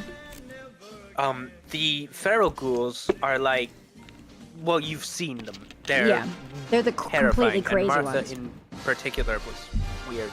Yeah. Then there's semi-feral ghouls, which are like that one character you mentioned, who was half feral but not really. He could still remember who he was, but he couldn't connect to anything. Yeah. And then you have like non-feral ghouls, which is basically what the cowboy is. Yeah. He's the non-feral ones. Yeah. The only thing I don't get about this particular set is that he ate the the other ghoul, right? Yeah, yeah, the one he's not turning feral. semi-feral. Yeah. And as who said that? That it was to get the medicine out. Yeah, WG, WG said he WG. thinks he was trying to get some of the medicine out of his liver, but the guy said he was out of medicine. I mean, maybe there might have been some left, like residuals, but he like ripped into him. Right, which is what I don't get, and that's where I love Bethesda's plot holes. I don't think that the cowboy necessarily needs medicine. Yeah. I think he's self-actuating that he needs the medicine, you know? Yeah. He doesn't actually need it, he just thinks he does. Do you think that the medicine? So can the medicine turn someone back? Like if they had been able to get Martha, because she somewhat remembered who she was. If they were to get, because like the semi-feral ghoul was like, oh, do you have any medicine on you? So obviously it would have been able to bring him back and like stave off like him becoming full feral. If they are feral and they get medicine, can it bring them back to being like semi or not feral? I'm going to be completely honest with you. Mm-hmm. It's unclear. Okay. I think it will always remain unclear because each of the Fallout games has a similar headcanon to each other, but they never agree on whether ghouls need medicine or not, because some do, some don't. So it's a really gray area, even in the show. Like, they don't make it explicitly clear what the role of the medicine is or how it was made or who makes it. I can only guess that it's either Voltec or some other faction that we haven't been introduced to yet. If I had My favorite. Yeah, go on. If I had to guess who made the ghoul medicine, is the Institute. Which game made the ghoul medicine? That would be Fallout 2. I believe it was briefly mentioned within the prologue. Well, I mean, if the ghouls were, I mean, they said they were created by radiation. Could it also be that they were created by one of the experiments? In which case, they would have to have some sort of like antidote to stop them from becoming full feral. Yeah, that's why I heavily lean on the theory that the medicine is made by another faction rather than any pre-existing faction from before the bonds fell. Okay. I think it is synthetic, at least to me, because there is no other explanation so far. Okay, yeah, and obviously there's someone supplying it, because that one place that they went to where they sold Lucy for her organs, those, I don't know if they were raiders or what. Yeah, the what? Yeah, the Super Duper Mart place, they had like 100 of them just in a container. So obviously they're getting it from somewhere. It's not like ancient tech that they found. It's obviously being produced. Yeah, it's definitely being produced still, which gives me pause, especially for Lucy's journey, because not only will it be an awkward journey now, because we've got hints of what I like to call weird Fallout, right? Yeah. Which is basically New Vegas's one weird wasteland quest line to like a 10. WG said it sounds like they were harvesting people for the medicine. So maybe the medicine is made from some sort of organ or human like component, and then that's what. But the ghouls don't eat people. So That's true. They never eat people, so we have no real way of knowing if it was harvested from people. I think they were harvesting people because they needed to trade them for something. I think it was made by the Institute in order to make... you haven't encountered these, and they're not in... I don't think they're in the show, but there's these things called synths, which the Institute makes, which honestly, me as a robotics fan, makes me want to cry, because it's, like, awesome. But, synths. I think it was either... Yeah, like Sebi... Seb, I'm never going to be able to say that name, sorry. The Enclave and the Institute are the only ones who could have the technological capabilities to make that medicine. Okay. it's definitely possible that it was the Enclave. I do doubt it because there's a lot of lore which in the Enclave, What is that? which Oh. points out that they DF, thank you so much for the follow. Welcome in. We're talking about Fallout. Have you yeah, seen and the I'm show? here too. Yeah, we're talking to Gary and we're talking to people from chat about the show. Have you seen the show? Sorry, Gary, and go ahead. What were you saying? So about the... Oh, no problem. There's a lot of lore reasons which I think the Enclave is less inclined to make that medicine. Thank you, Sebi. As Sebi suggests, because they do have the technological capabilities, but they have a history of hating anything non-human. But it's definitely possible that it's a rogue faction of the Enclave, like the Blue Enclave, or even Voltec themselves, or whatever revenants of Voltec there are. Or even the Raiders, because the Raiders would have knowledge of how to operate machinery similar to this. Yeah, the Don't Raiders ask me seem... why, I can't tell you. Well, one thing with the in the place that they were selling the medicine, the one thing I didn't get is they gave her a finger, and then they said they were going to harvest her organs. So they're obviously selling organs, but are they also just selling people as a whole? Because they said they were going. That was kind of confusing. They like gave her a finger, attached it, and everything, and then they said, "Oh, I'm going to harvest your organs." Like, why would you give her the finger then?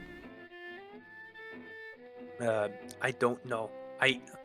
Honestly, that one portion of that whole scene made no sense. Okay, so it made no sense to anyone. It made no sense to me. Yeah. It was weird. It was weird. I will say this though. I hope Bethesda is doing something knowledgeable here. At least trying to follow the lore. Yeah. Me, a lore purist, hopes they are. I can only imagine what Todd Howard would say if he was in this call. Everyone would not be pretty. Everyone in Fall is ready to give you the finger. I think the finger was just to make the organ punchline funnier. Yeah, it might have. Also, like WG said, it may just be that the makeup team, they wanted to make a point that she was like becoming more savage when she bit off his finger, but then he had to like retaliate and cut off her finger because that's what the ghoul would do. But then they didn't want to keep making it so that she had no finger for the rest of the series. So they just gave her a finger back. I mean, that probably is what in actuality happened. Yeah. But I also think it is a way to introduce stim packs into the series. So is that how it worked? Because when they gave her the when they reattached a random finger onto her, I was like, that's not how reattachment works. It's just a dead limb, but it worked fine. So is it the stim packs can if you like when the doctor got a leg, if you reattach a limb, will it just fix that for you? The stim packs? Because I know everyone says they're kind of magic. Yeah, like what's the limits of them? So far they've appeared in the video games, and they only give health back. I'm half sure because in New Vegas they can regrow your limbs, but we're not sure to the extent.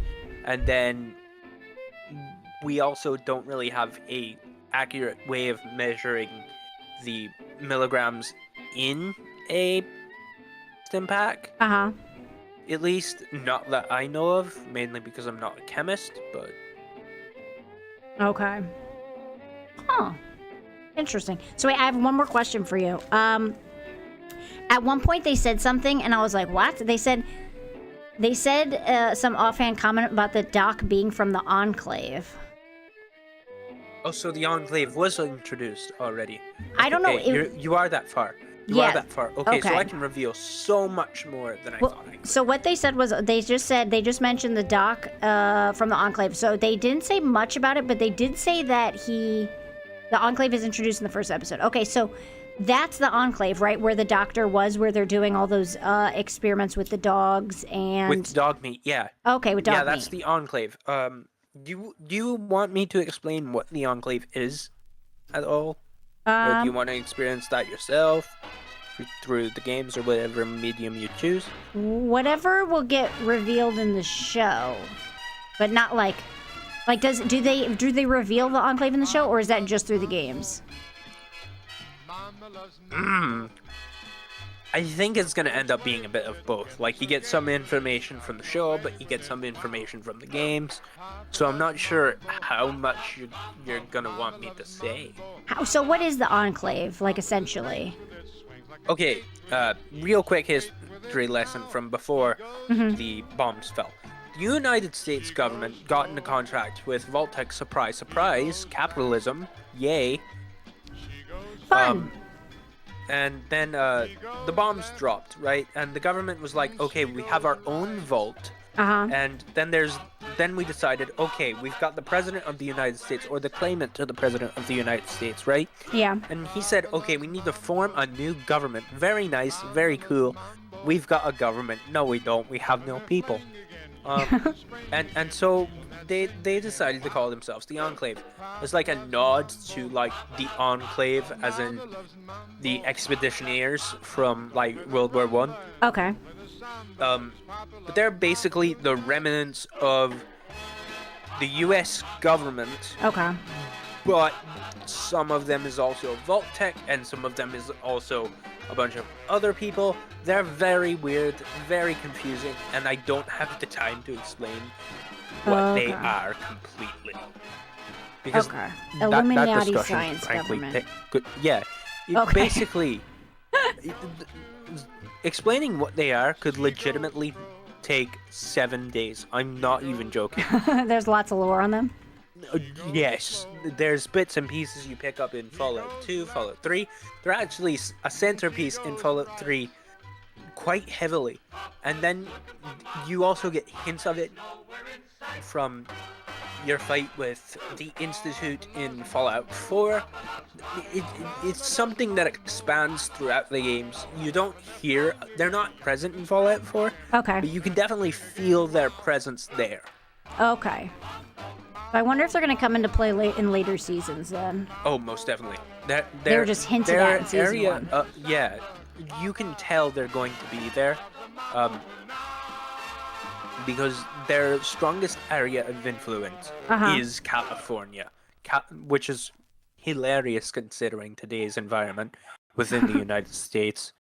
But their strongest influence point is all along California, Oregon, and that whole area, including not Nebraska, Alaska. Okay. Okay. Oh. They're basically Don't Touch My Boats 2.0. Don't touch my boats. Yeah. Okay. All right. Well, shit. Yeah. Okay. All right. Well. All right. I guess we're gonna talk to Moon next. Thank you, Gary. And I feel like I learned a lot. Yeah. No problem. Anytime you have a question, just literally ask. Okay. I'll answer as best as I can. Okay. Thank you. Right. Yeah. Have a nice one. Thanks. You too, Gary. Moo. Moo, you mooted. Oh yeah, I'm mooted. Hello, Moo. The fuck, hi. How you doing? I'm doing good. Yeah. I'm eating a chicken right now. You're where? I'm eating a chicken strip. With singular chicken strip or multiple? Multiple. Is it on a submarine? Where are you? I'm in my garage. Oh, okay. Yeah. You're hiding in your garage. So wait, Moo, I know you said you slept through the episodes yesterday. How far did you get? Earlier today I watched episodes 3 through 5. Yeah, so what'd you think? Honestly, pretty good. Yeah. As usual. Who's your favorite character so far? Shit. I'd have to say Lucy. Mm-hmm. Multiple reasons. Multiple? I feel like Guy has one. Well, I can agree with Guy on one of them. She's hot. Yeah. Then there's also, she's probably gonna have like one of those Walter White arcs where it's a good character doing progressively worse and worse actions to the point where they're almost unrecognizable. That's true. Yeah, she starts off extremely wholesome. She still kind of has the wholesomeness to her. Like, she keeps trying to, like, negotiate with everyone. But it's getting, like, less and less. Yeah, and she's eventually going to probably realize that she can't keep that up forever.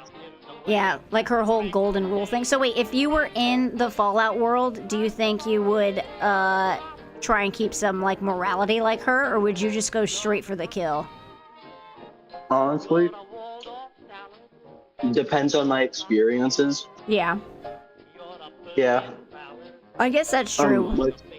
Like if I'm a raider or a ghoul, I'm obviously gonna try fending for myself and be more merciless. But if I'm born into a rich family, obviously I'm gonna still have some morality unless I'm in one of those kind of cults. Mm-hmm. I like her character development so far. I like that they didn't rush it. Like, she didn't immediately go up there and is like, I'm a super badass. Like, she's been up there for a little while, and she's just like, it's like a slow burn of her becoming more savage. Yeah. I mentioned this in chat earlier. Yeah. But the internet did its work with Lucy. I'm just gonna say that. What do you mean? Wait, where they edited her ass? Well, yeah, they've done that, but also more stuff. Oh, Let's just say it's Bill 34 now. Oh no, there's R34 of Lucy. Yeah, very much. No, guy just pulled up Google. No, why? Oh my god. All right, so I have let me see what my other questions were. Let's see. Oh yeah, so I want to know for the Maximus guy.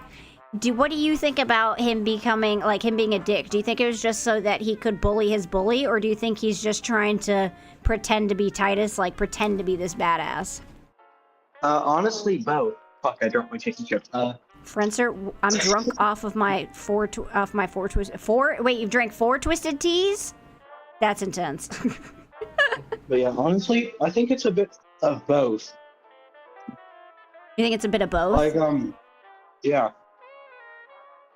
Like you saw, at first he was just trying to act like Knight Titus, but then he did start enjoying it just a little bit. Like the power got to him? Yeah, and then eventually he just threw his dick plate at him. Clean this. Yeah, the exact same thing that Titus did to him. Yeah. And I think it's funny that he asked him. He's like, say something about my ex-squire, and so he's like, oh, I feel bad, and he's like, say something negative. Well, I feel like it was bad that we got to him too soon. Wait, would you? So if you were Maximus, what would you have done? Honestly, probably would have forgiven the guy and been more honest. Yeah. Yeah. I wonder if the guy wouldn't have been such a dick and like taken off if he hadn't treated him that way. If he had been like kind of maybe upfront with him in the first place, if the guy would have been more on his side. Yeah. Because he was kind of a dick to him, and then like they got along at the one point, and I was honest with him. But like maybe if he was more honest up front. Although I don't know, the bully may have just been an asshole from the beginning and done the same thing he did right then. Yeah. Also, I can already see it. Maximus is most likely being set up to be a love interest for Lucy. Oh, immediately. Lucy is so down bad for Maximus, like immediately. But she thinks he's a knight. Yeah. Which I feel like terrible start to a relationship. Definitely. Shit, like at some point he's gonna be like, oh, by the way, I'm not a knight, I'm just a squire. And she'd be like, the fuck? I didn't want a squire. I don't like that she immediately calls him a knight. Yeah, she really does. She just real quick is like, oh, knight, whatever, blah, blah, blah. Like, so down bad for him. Doesn't even wait. Yeah, the knight's kind of our pieces of shit so far. I mean, we've only met the one, but... Yeah. But the other squires were pieces of shit too. Do you think everyone's a piece of shit in that group? Probably. I mean, they seemed like it, aside from that one guy that decided to spare Maximus. Yeah. He also And heard. Go on. That guy was that guy was like, yeah, if you actually talk, we won't kill you. Maybe. Yeah. And the one Fenster, thank you so much for the follow. Welcome in. Friendster. Sorry, I said Friendster. That was my bad. Have I played Stellar Blade yet? No, I haven't. Is it any good? Have you? Yeah, it is. Oh, it is? Yeah. Damn. Oh, that's the anime girl game? Oh, have you played it yet, Moo? A little bit, yeah. I've got to get back into it. Oh, okay. All right, Moo. So, what was your overall take? Did you like episodes 3 through 5? Did you have anything you want to say about them or bring up? Yeah, they were pretty good. I find it funny because I've heard a lot of people calling the thing that was in the river. I've heard a lot of people calling it a mutant crocodile and stuff like that. Oh my god. When to people that actually know what the hell they're talking about, kind of like me sometimes, they know that is a mutated armored axolotl. A mutated axolotl? Yeah, someone said it's a gulper? Yeah. What the fuck? In the game? Is that wait, chat? Is it called a gulper? Or is it what's an axolotl?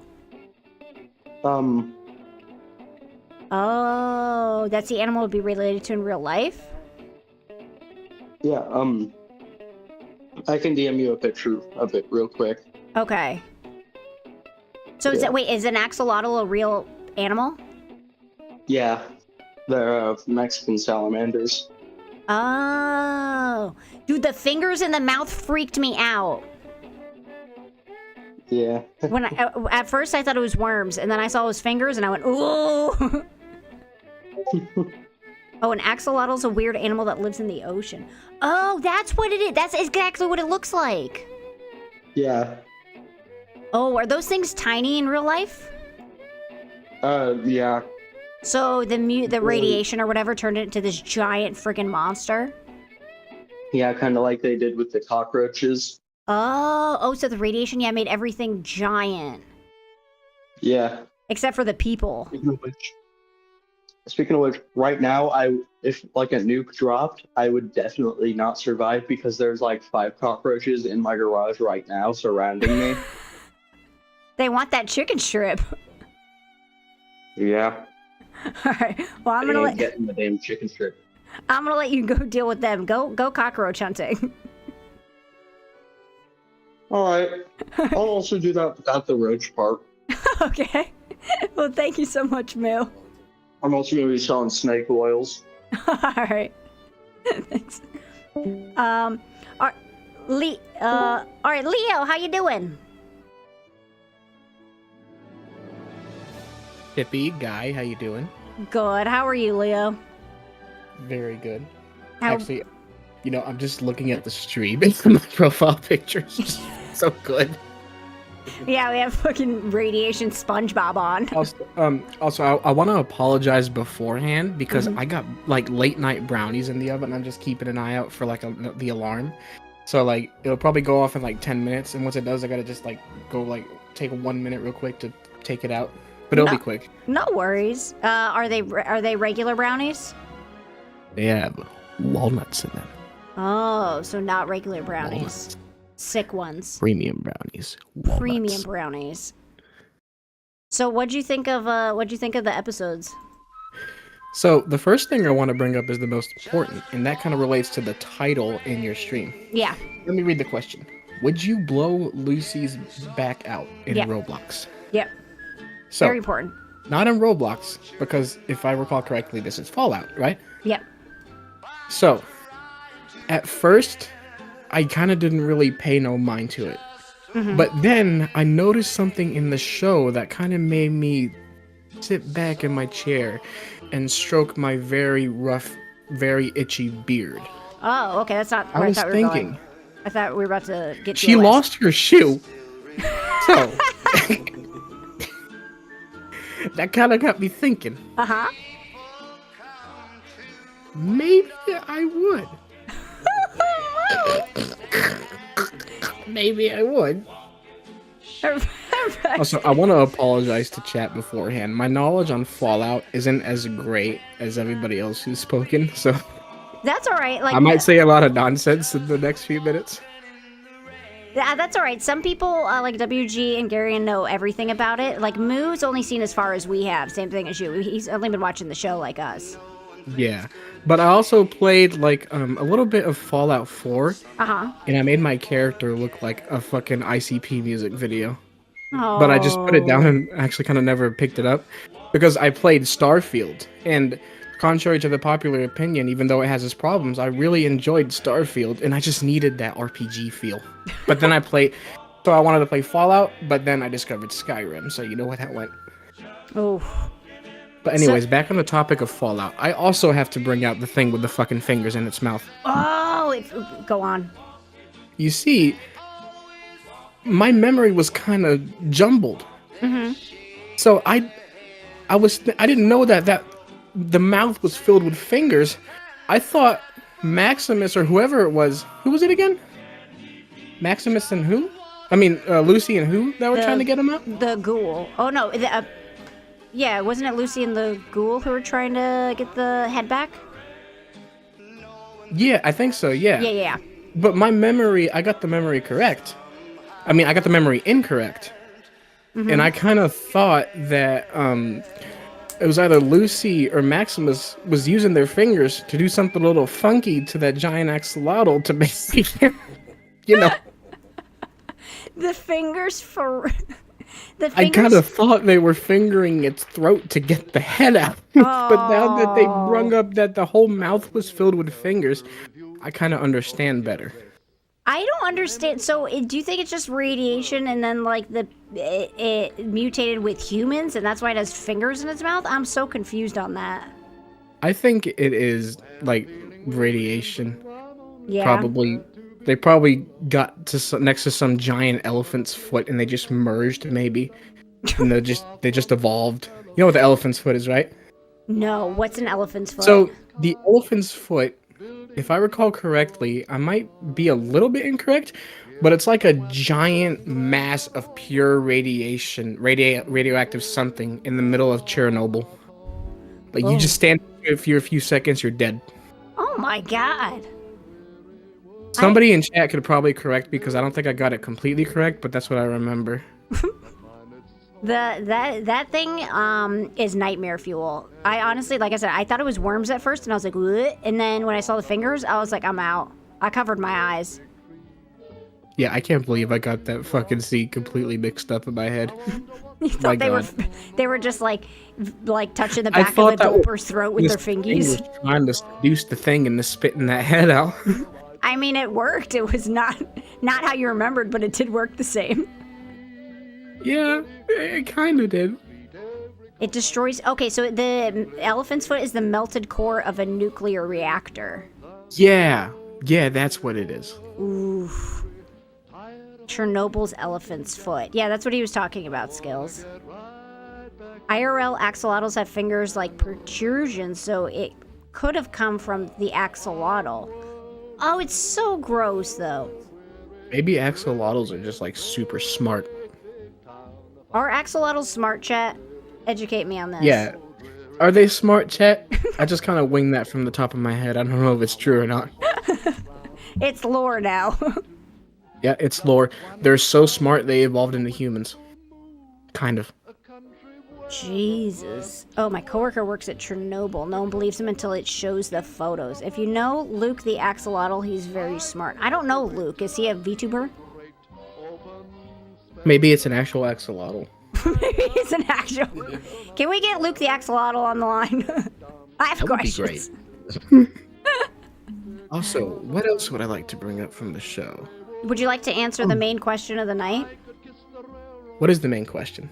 Oh, no, you already answered it about would you blow Lucy's neck out. You answered it in a roundabout way, but I respect that. Yeah. At first, basically to recap, chat, if you didn't hear, at first I was like, nah, but then I saw that she lost her shoe, and I had like a think tank moment. Yeah. So I had to think about that one. was it the foot? Was it the feetsies being out? Are we in a sniffer moment? Yeah. You know, it's so bad. So, Leo, I don't know if it was you or someone else in the chat when we were watching the show last night said, this dude is down so bad he recognizes Lucy from her shoe. That wasn't me. That wasn't They weren't you? talking about me. I didn't say anything. No, they were I think they were talking about Maximus. Oh, yeah. Maximus. Talking about me. No, they're not. They're like, Leo recognizes Lucy from her shoe. Oh, I know what else to bring up. What? The woman that, what's her name? The one who got reelected. She was played by, Betty. I don't remember her name, but she scares the shit out of me. Yeah, so Guy and I watched it, and at first, Guy was saying that he thinks that Betty knows more than she does, but he thinks that she's trying to help. But then they started pointing out that everyone who is an overseer all came from a Vault 31. So I'm hoping she's trying to help, but I don't know if she or maybe she might be part of like they may have like a plant. Maybe the show's trying to subvert her expectations, but for me, it's the way when she said, what was it? Something about the cleanup. The way she said it, the way she implied it, just felt very ominous and creepy. Yeah, when she and that stare she gave. Oof. Yeah, with Norm when he said, "Great job on the cleanup" or something. Or no, he said, "Oh, looks nice in here," and she said, "Yeah, like we did a great job on the cleanup" or something. Like she knew what he was talking about. She knew that everyone in there was dead. Yeah. I don't understand what the experiment could have been. Hold on a second. Sorry about that. Did you have to get your brownies? Oh, chat, he went to go get his brownies. Brownie time! No, I was just speaking to my mom. My brownie's almost done, though. I think I have, like, very close on the timer. Yeah, don't let them burn. That's gonna be disrespectful. I'll kick you off immediately if you let them burn. Yeah, I'm doing a perfect 31 minutes, and that's, like, kind of, like, off the top of my head. I kind of winged it because my pan was, like, kind of larger than all the 3 recommended pans on the box, so I hope that it doesn't go bad. Oh. If not, I will have like an actual meltdown. I will literally explode. Oh. I could not tell you how long brownies take. I just look at the box. So, we were talking about, what was her name? Betty, Patty being ominous and shit? Yeah, Betty. I also gotta say, I'm not trying to like insult the guy. I don't remember his name. You know, like the kind of fat one with the glasses who goes, "Get the jelly mold out of here." I still love him. I love him more and more the more I watch this show. I relate to him so much. He's the one who also ran for president besides Woody. Yeah, I don't remember his name, but I love him. I think his name is Reggie or something. Reggie, yeah. I love Reggie. I know, I felt bad that he didn't win. He put up 10 whole posters. Wasn't it 5?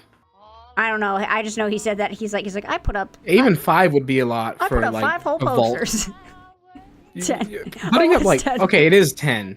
Putting up 10 posters in a vault, that's a lot of work. Like you're true. gonna like everybody's gonna see that regardless. Yeah. All right. So, what were your final thoughts on the show? Anything else you want to add? It is getting very spicy. Now, spicy in the sense like it's getting extremely interesting. Yeah. Especially on that cliffhanger. Yeah. Yeah, I'm excited to see the next episode. I think my favorite part for me, overall, was the little Mexican standoff they had on the bridge.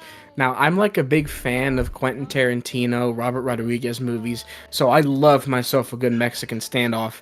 And that scene was tense as shit. Even though, like, we knew that they were gonna shoot, but, like, still, that tension was so good. Which part was that? Who was it? Who was it?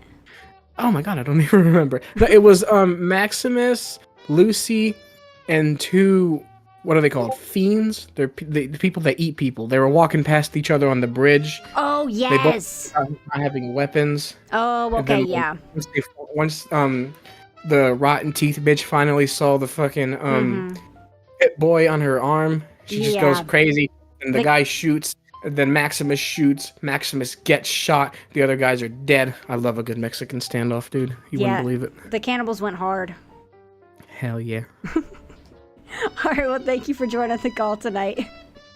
All right, thank you for having me. Thankfully, my brownies haven't gone off yet. Maybe I forgot to. Oh, there it goes. There you All right, go. I'll see Go y'all get the guys. Thank you. brownies. Bye. All right, next up we got Kat. Hello?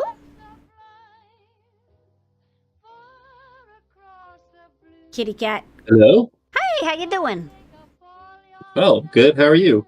Good, thanks. What'd you think of the show? Oh, it's great. Oh, I've seen the whole thing too, so I don't want to spoil anything, but like they do explain gulpers. Oh, they do? Okay, so that comes back around. So theorize all you like. Can you give me a yes or a no? Are they axolotls? Yes. So who's your favorite character in the show? That's so hard. I mean, eight episodes or something like that to pick a favorite. So far, I think my favorite might be Chet. Chet. Which one? Oh, the cousin? Yeah. You're the first one to say that. The himbo cousin? Yeah, the himbo who had to guard the vault door. Yeah. And he was all sad when they wouldn't let him guard the vault door. Someone was saying that they love the like little duo of him and Norman, because Norman's like this like smart little small asshole, and then Chet's like the big tough baby himbo guy. They said they're the perfect duo. Yeah, I think it worked out really well. I think Norm almost went for it on purpose, but like that pays off in later episodes too. Like you see more details on that, and I think Norm's story develops thanks to that. And the vault story too. Yeah, I really like Norm's. I mean, we're only the 5 episodes in, but I really like Norm's character development. I think he's becoming one of the more interesting characters. At first, I thought he was just kind of a little whiny bitch, but he's actually become pretty cool. Yeah, I had the exact same. I was like, I don't care what happens to Norm when they went back to the vault the first time, but yeah, he's developed so much more interesting. And then when they do reveal what the experiment is, I mean, temper your expectations. It's like most of all tech experiments, it's dumber than you could imagine. Really? It always ends up being something stupid. Because I know people were saying some of the other experiments, and they were so weird. Like the 1,000 girls and one guy, and then the other one where they, the other vault experiment where they like have to kill an overseer every year. Like Yeah. Are these ones dumber than weird, that? But oftentimes they're also very stupid. Like they're just from the point of view of some executive in like the 80s that was like, oh, you know what I think would be the best way to run the world, and it's just the kind of like brain dead CEO. Someone said Norm is gonna start mewing and have the hardest glow up Vault 32 has ever seen. Likely. What was it about Norm I was gonna say? Dang it. I saw one spoiler when I first started the show. A TikTok came up on my feed and it said Norm just progressively having the worse and worse day, and I was like, oh no. And now I kind of get it. He's just learning too much too quickly. Yeah, well, yeah, he has Lucy's experience, but from inside the vault. What do you think? What do you think's a better character development? Do you think Lucy, like the whole being brave and then becoming more like hardcore with their morals, or more like morally gray, or do you think like like Norm was weak and then became more brave, but like more in the smart detective sense? They sort of both have. I think Lucy's journey is more interesting because the wasteland is more interesting. Yeah. For all that I love canon and stuff like that, I don't pay a lot of attention to it, especially in Fallout, because there's just so much chaos. Yeah. Radiation doesn't have predictable effects on things. It's not going to be the same.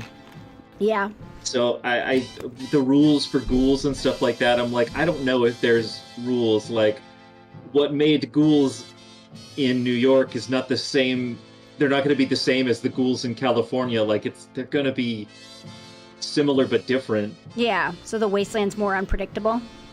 Yeah, and the chaos of it is just part of the fun.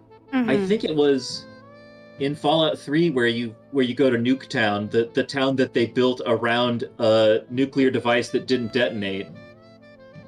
And in that game, you can set off at least 2 nuclear devices in the game, and the one in Nuketown is interesting as a story device, but there's another one that you can just be like, oh, what's this button?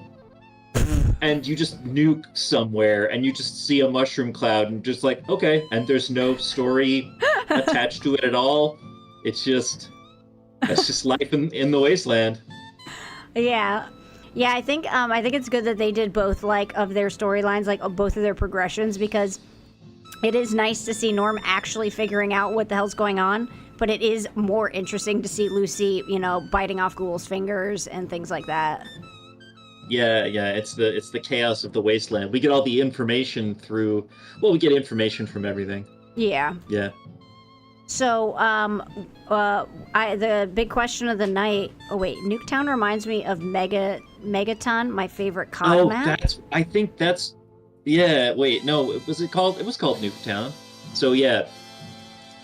Probably similar to. Oh. Also, welcome in, Deathblow. So wait, the big question of the night, would you blow Lucy's back out?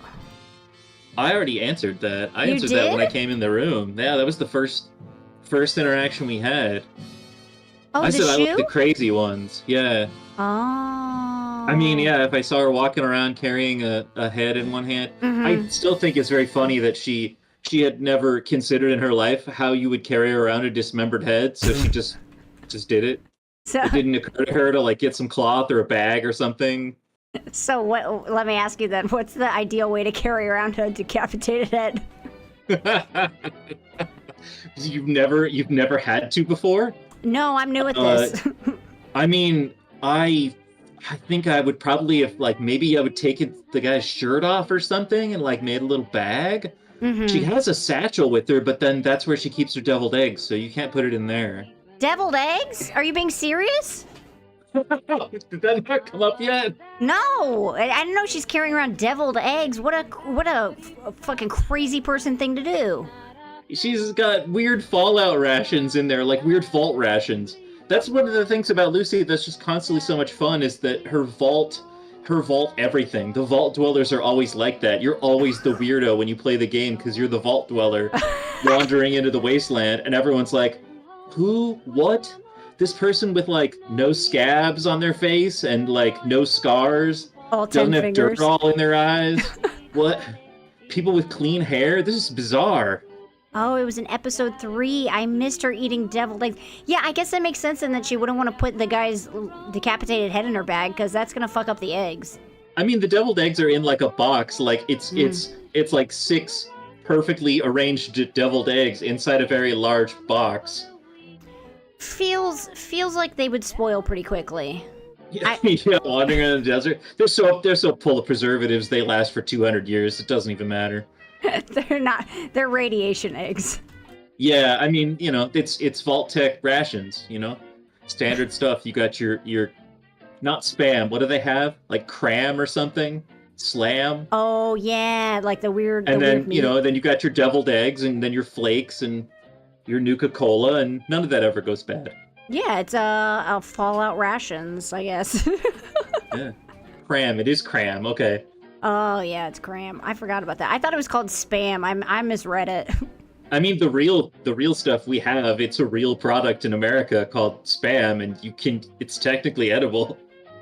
I've tried military. What are they called? K rations. Yeah, they're not bad. No, well, They're salty they would as be hell. good. I mean, K rations. Most K rations you can just buy off the shelf in a grocery store in America. That's where SpaghettiOs are from, and Pop-Tarts. Mm. Yeah, you can get K rations with Pop-Tarts, and I saw someone open a not K know that. ration with a Pop-Tart in it, and it was wrapped in the Pop-Tarts, not just the foil package, but it said Pop-Tarts all over the package. That's like they dope. didn't even disguise it. Oh, I didn't know that. Yeah, I'm glad they're getting some good shit. Pop-Tarts are fire. They're not as good as like toaster strudels, but they're good. Yeah, absolutely.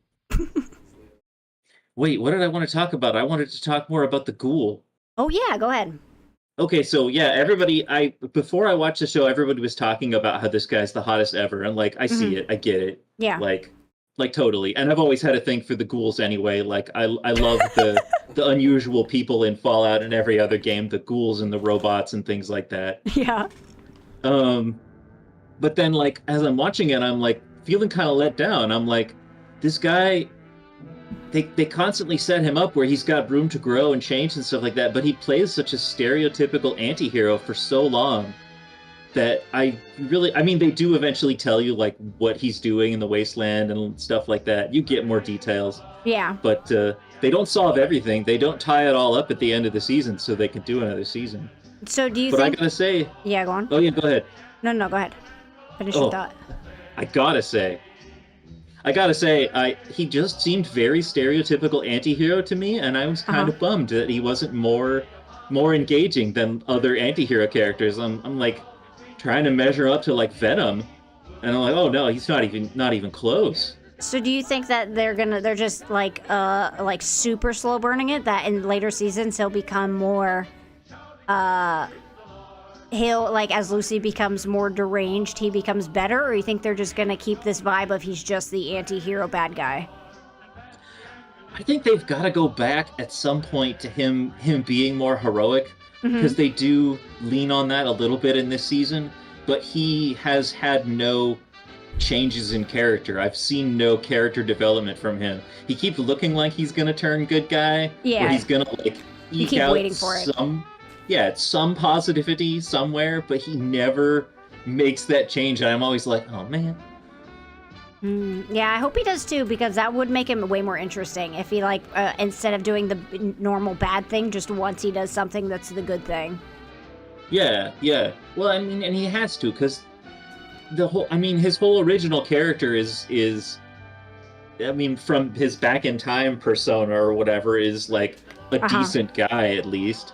He's trying to be a decent person. Yeah. 200 years of wasteland, though. That's a long time to get over. Yeah. I wonder about the drug, too. You guys were talking about that earlier, and I was like, oh, is it the Radaway? Yeah, the drug. I hope it's not just a plot point, like one of those like things they put in the plot to help like progress it, but never explain. But I hope they explain it, because it seems like it's a pretty big part of it. I think we're gonna get an explanation, because they're definitely winding something in there. But I do wonder, because I hadn't really thought about it till you guys were talking about it. But like the eating, do they eat, and do they eat people? Like traditionally, that's where the name ghoul comes from. Yeah. But do they? That does make sense. And they also said, that's why they brought up a chicken in the first place, because they said if they're feral, they won't be able to resist the chicken. So, is it just killing that they enjoy if they're feral, or do they actually eat? I don't know. They don't explain it. Yeah, and I wonder, so my theory then, I'm going to theorize that the drug is somehow refined from Wastelanders or something. That the reason they wanted to trade Lucy was they were going to take her somewhere and like turn her into the drug or something. Okay. And then wherever the last season leads us, that's when our ghoul friend will decide that like he has to be a good guy and stop inhaling ground up other people. Well, I guess we'll find out. Hope to. All right, well, thank you for joining us, cats. Thank you. See you, chat. Bye.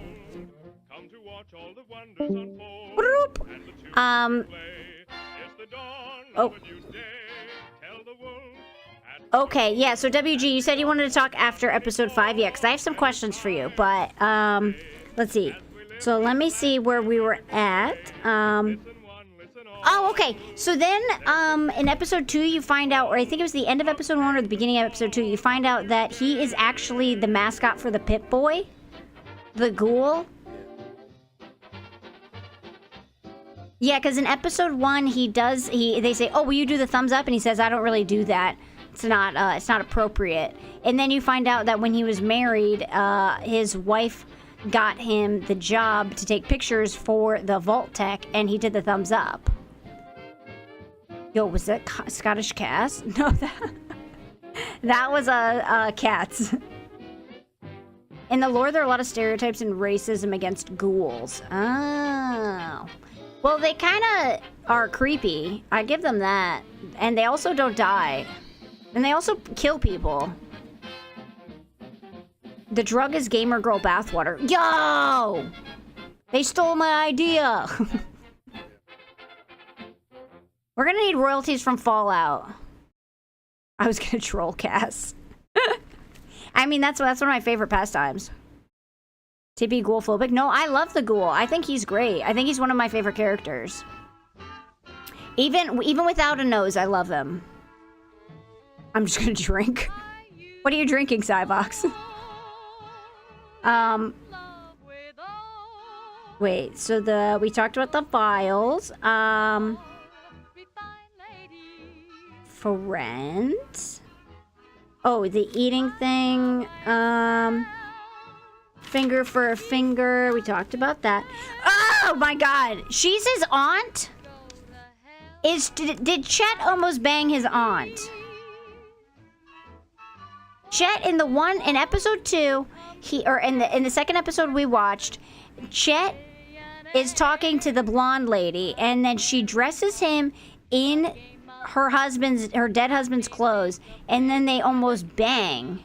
Or are they related? Because she's from 31. That's what I was wondering. Because the way Norman talked to her, he said that she was from 31, and she was like, yeah, I am.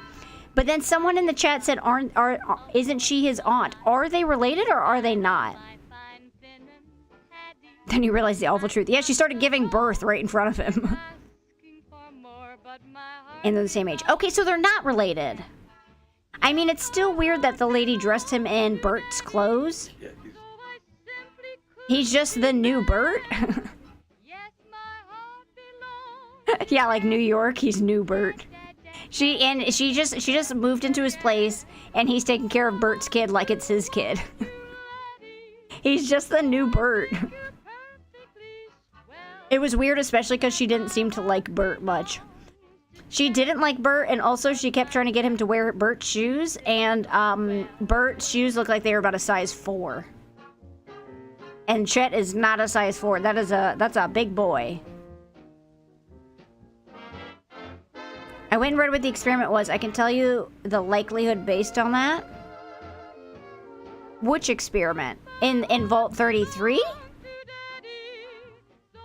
I want them to explain. I hope in the later episodes you find out what is going on with Vault 31. Let's go with they aren't related. Oh, thank God. I couldn't take any more cousin things in this show. You do? Okay. Because in the beginning, when we started episode 1 and 2, everyone in chat said, oh, 31, 32, and 33 are controls. But 31 keeps sending over their people to take care of everyone, or to run the other vaults. And they're obviously in on something. So is it just another control group, or in my brain I was like, is it just another control group and they don't know, or is it more they know more of what's going on and they are in control? It isn't 0 though. Oh, okay, no spoiler. Dang it, Skills. By episode 5, it's obviously not control vaults. Okay, that's what I was wondering, because the fact that no one knows what's going on in Vault 31 is pretty sus.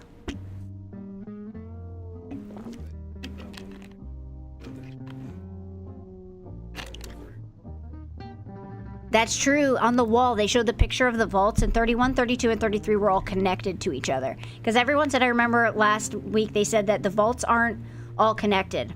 Only a couple are. Only these 3 are. Hiya, hiya. Hey, Daddy, how you doing?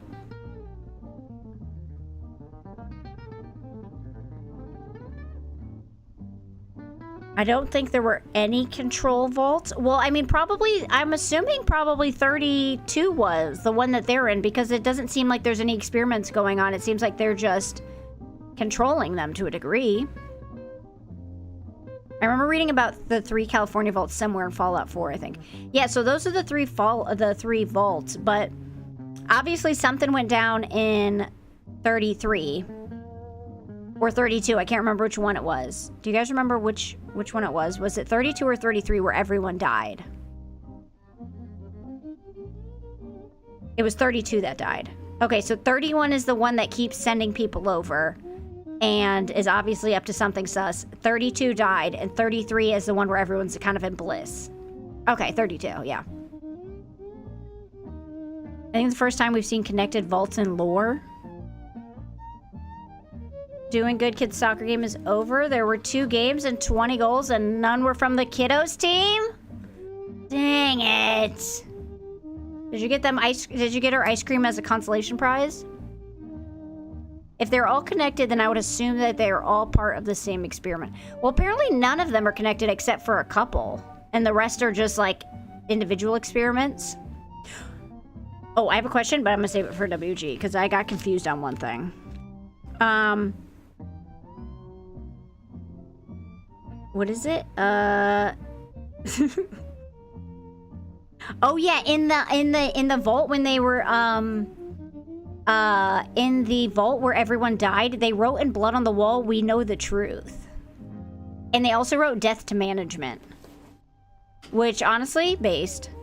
But also, does that mean that 32 found out what was going on and they were all killed?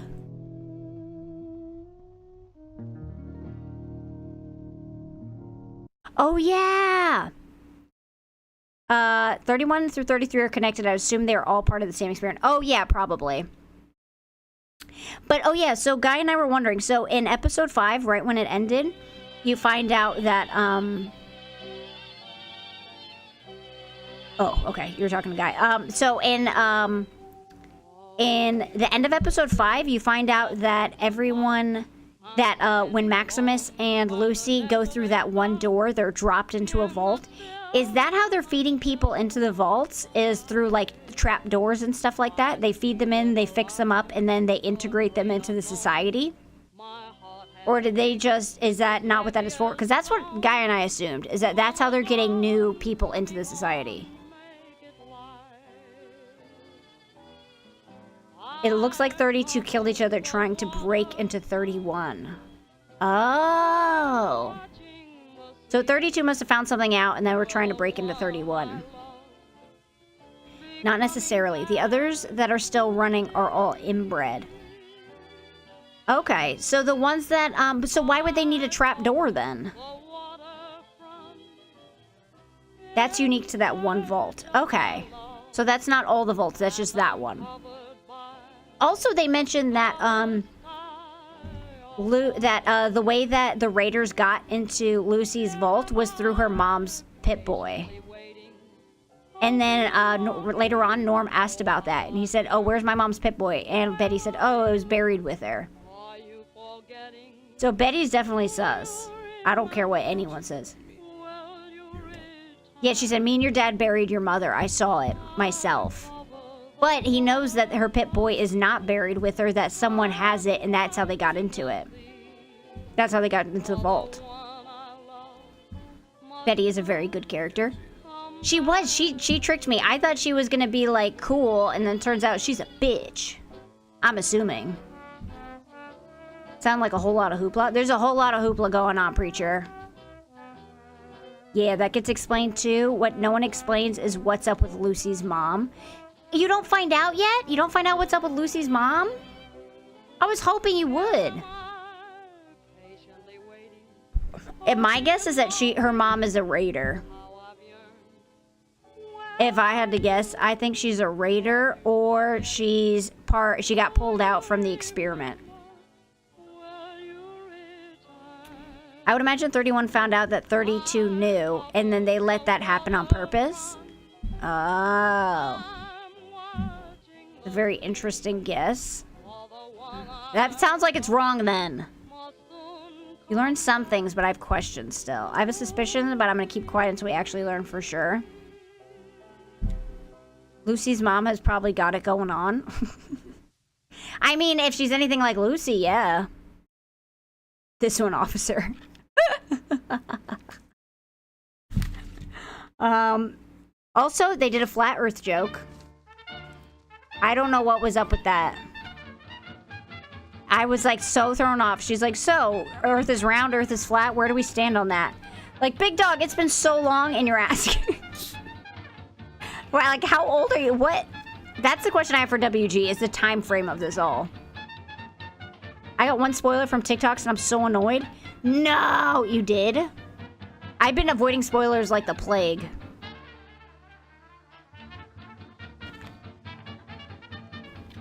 That's why I had to watch it all ahead of time. Twitter was getting dangerously close.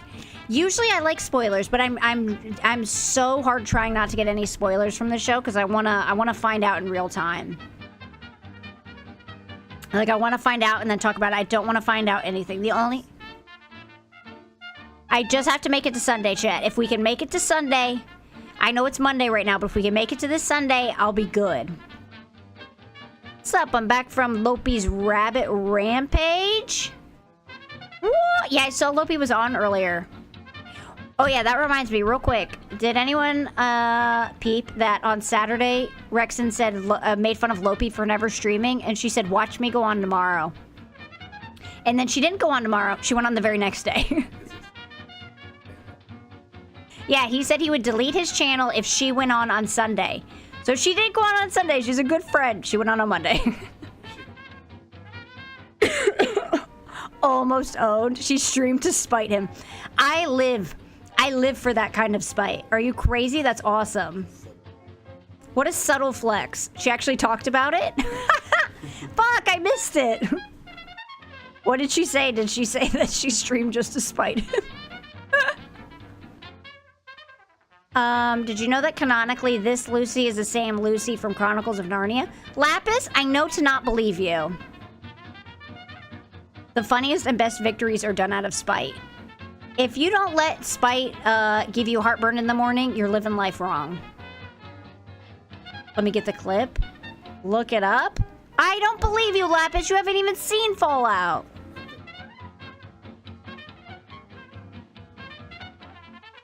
Okay. Okay, yeah, so we're going to talk to WG for a little bit. WG, whenever you are down to talk. And then I do want to see that clip. Please find it for me. I gotta know. I believe you. Don't believe him. He loves to lie. Shenanigans are part of his core. I have the clip. Oh, will you put it in the Discord? Because it doesn't come through on our thing. It blocks out links for some reason. You can hop in, WG, because I have so many questions. I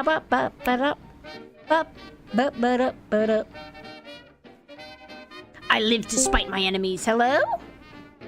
Hello? How you doing? I'm alright. How are you? Good. Apologies if I sound a little funny. I've got pretty bad allergies today. Oh, you sound fine. Yeah, it Quick, was worse do a when I was sneeze. at work. I'm not gonna do it. It's gonna like cure all my allergies at once. Oh, okay. Good idea. Good idea. Okay, so I have a major question that I'm very confused on.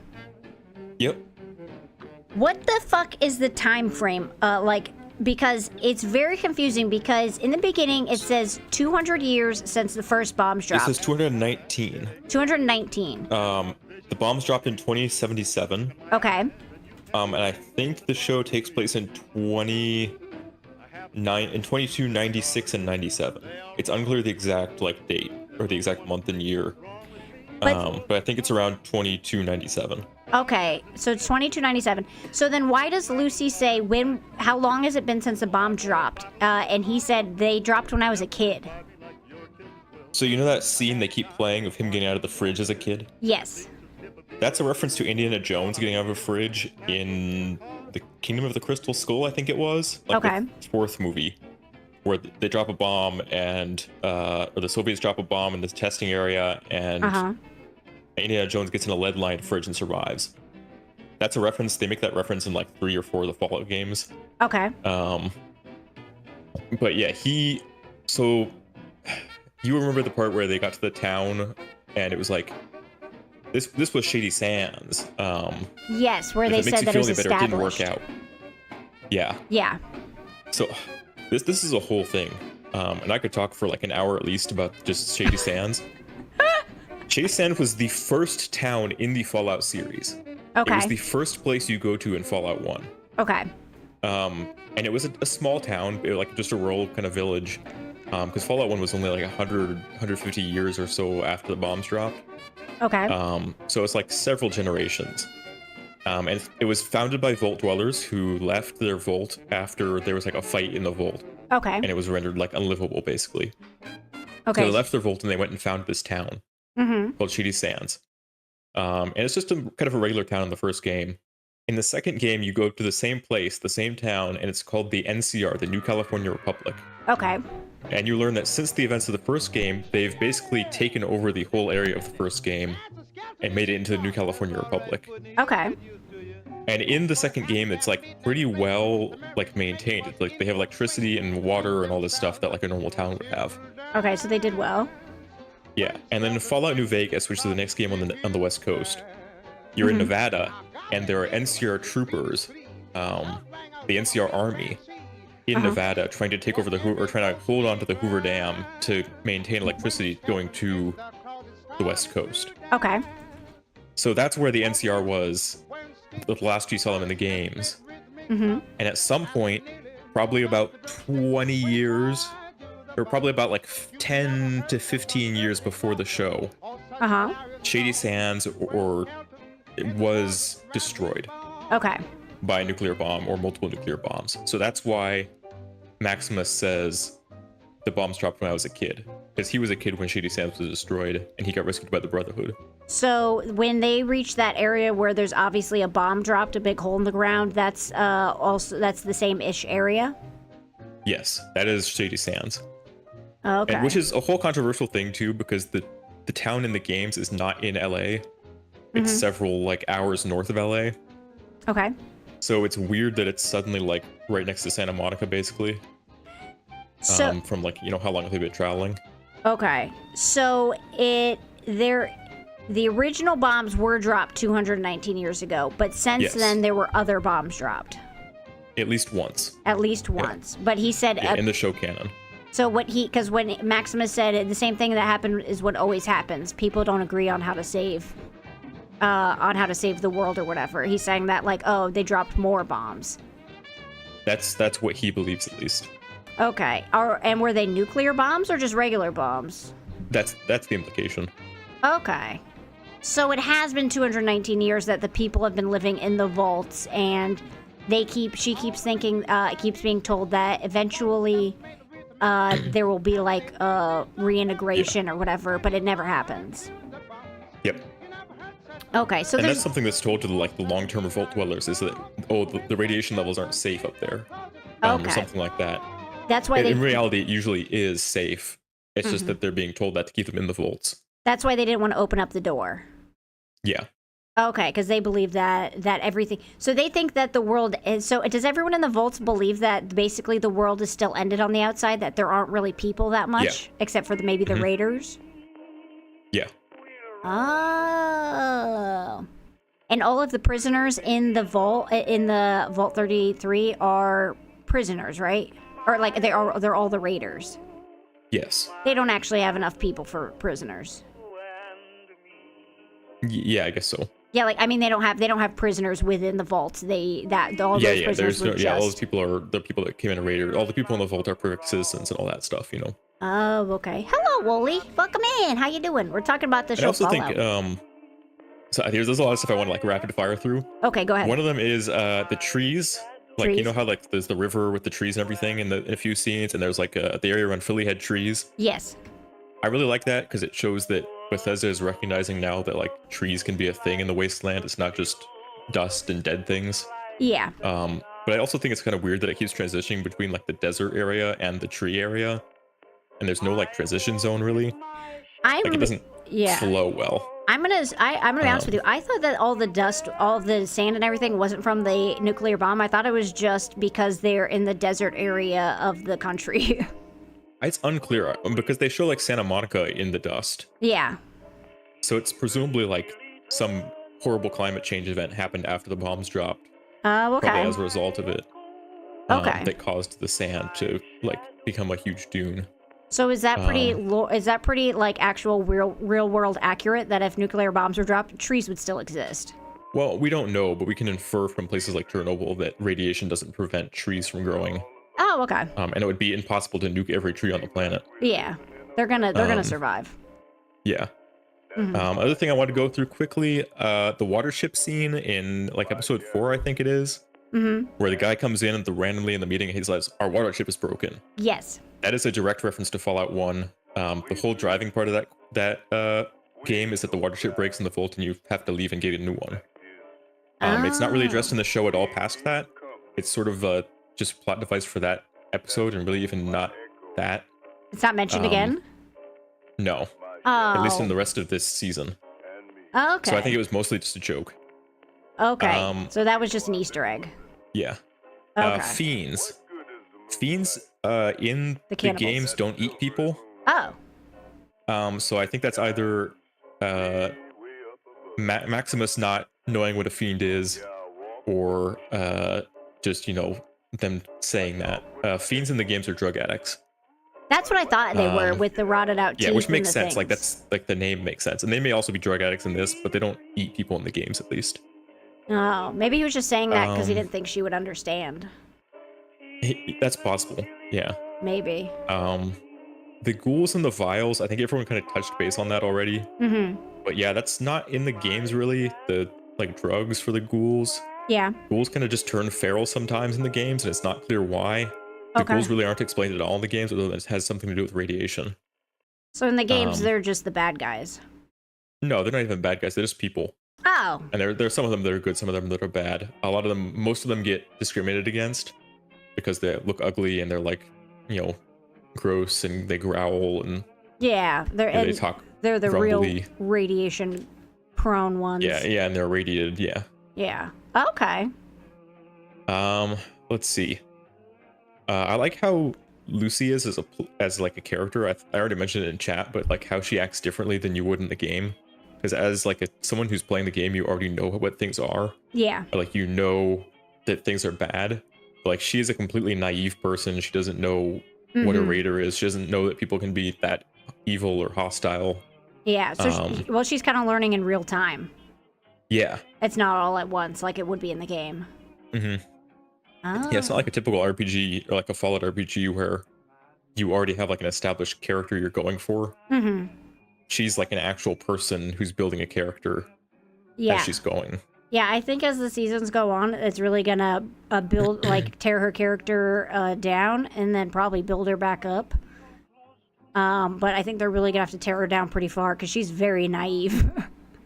I'm not sure. I think she's always going to be that person, kind of like she was at the end of episode 4, with giving the vials to the ghoul. Where she's like, I know that I do horrible things and that you are a horrible person, but I'm still going to be kind. Yeah. And like, because that's how I was raised. That's beyond how I was raised. That's just who I am as a person. Is that I'm a kind person. Yeah, she's just a good person. Yeah, it's like the wasteland isn't going to break me. Well, she did say in the thing, she said, "I'll never be like you." Yeah, exactly. Okay. Okay, so you think that she's gonna at least she'll get more more brutal, but still have the same heart. I think so. Yeah. Okay. And I don't think it's a spoiler to say this, but I think the ghoul and Lucy are gonna get closer together or closer to each other in character. Hell yeah. Two hot people. Yeah.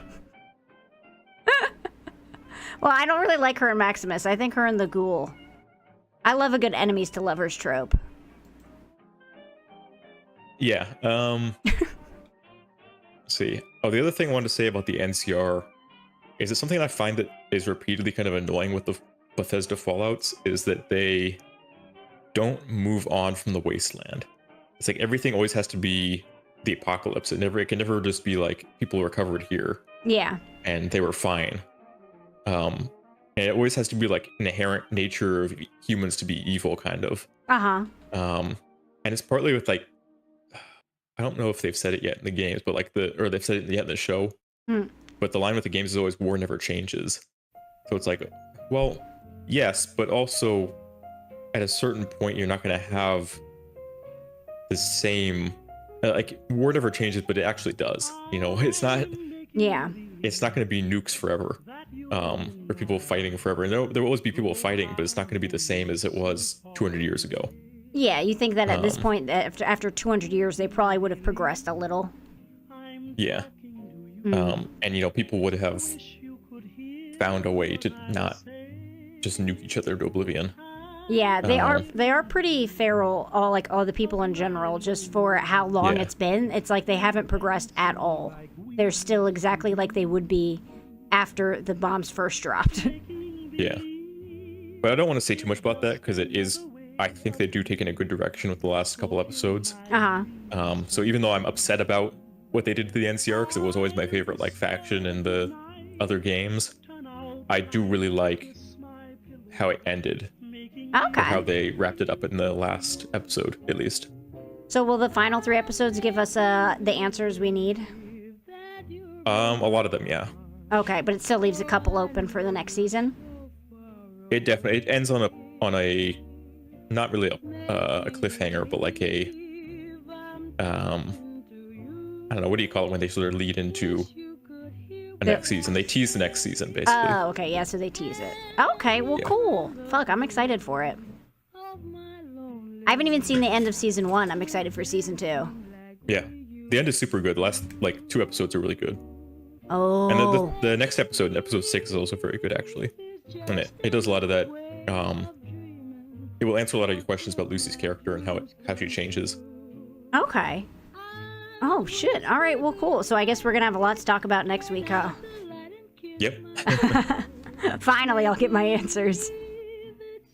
Oh, the other thing, there were a couple scenes I liked. One was the torture scene, where he's going the whole speech about there was all these studies back in the day, and well, they found that torturing a fella doesn't make him any more helpful. Yeah, and I agree with it.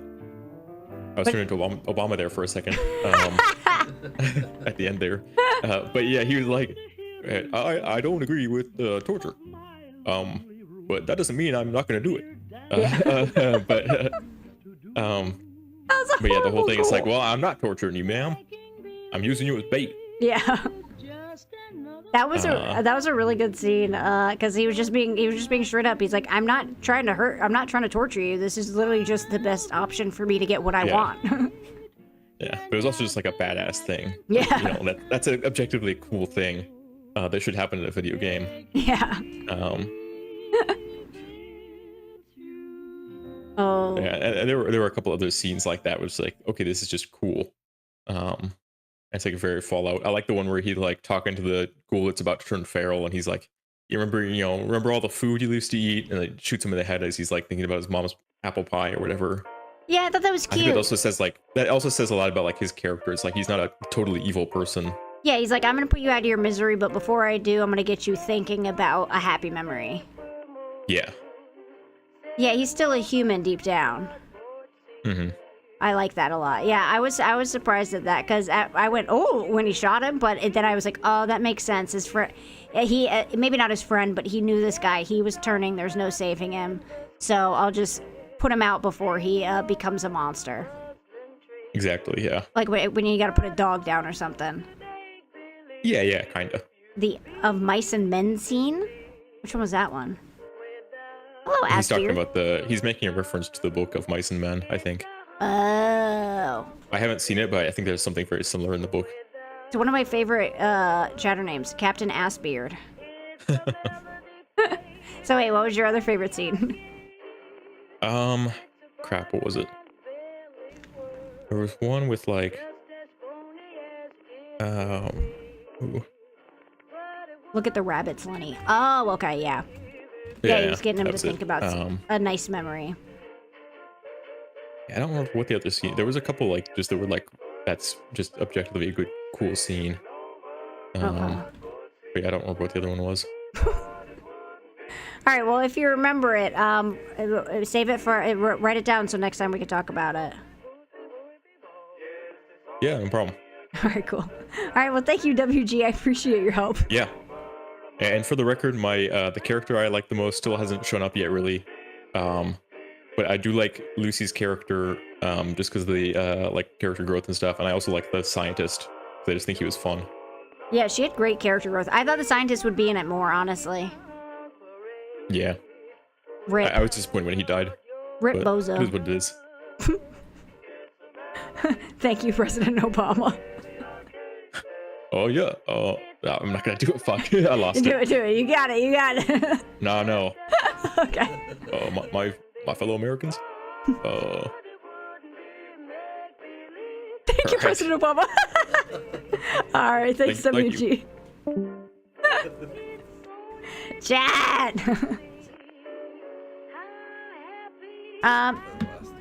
Yeah, so for anyone new, we were talking about Fallout. We are going to be watching the final 3 episodes next Sunday. And then we'll do this again and we'll talk about it.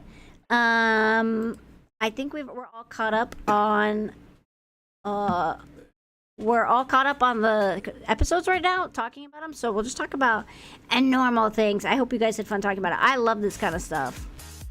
I love talking about TV shows, and I'm doing so good, chat. I never look up spoilers, I always look up spoilers, but I haven't looked up any for this. Giving Lucy the Barack shots till I bite and blast. Oh, WG, I forgot to ask you. Type it in chat. Would you blow out Lucy's back? That's the big question of the night. I asked everyone. It's very importante. Look how poofy my tail is. I love that they explained how she grew up learning to fight and shit, and she just does an unexplainable, and she's not just an unexplainable badass for no reason.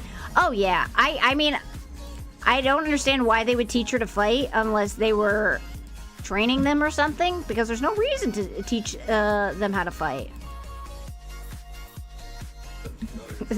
Oh wait, there's the clip! Okay, wait, so is this the clip of Lopi talking about, Rexall? Okay, I want to watch this because I'm very excited to see what the hell happened, because I didn't get to watch her stream. First, the microphone is going to go straight to WG's nostril. The placement was unfortunate. I love that guy put it so that your images would appear right in front of the microphone. All right, let me see. Rexon doesn't have to delete his channel now, because Rexon said if I streamed yesterday. Hold on, I gotta pause the music.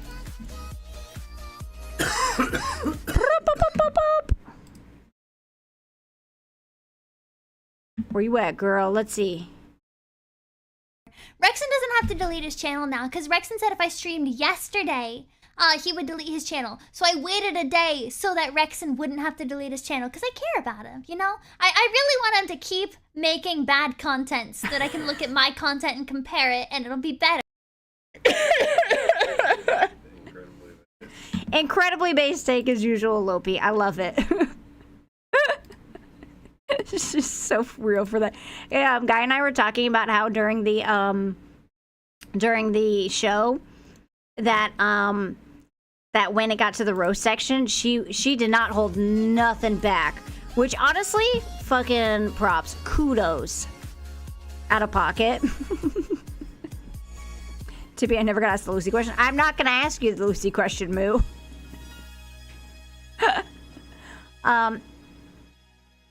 Lucy, hot, but your junk will fall off due to the radiation. Worth it, Qbot. Worth it.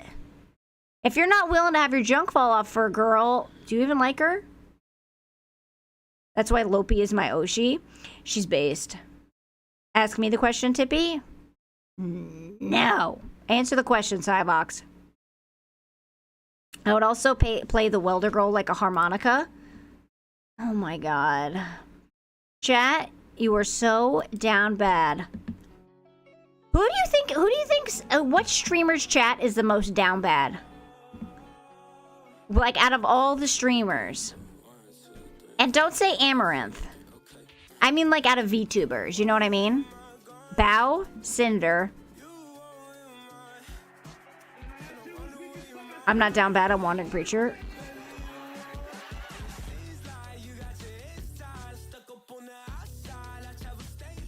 What's that do? Oh, to anyone new, we are doing a lover sub with Lopi as the Bachelorette on May 8th. I talked about it in the beginning of the stream, but I'm gonna be mentioning it. I'm gonna mention the hell out of it.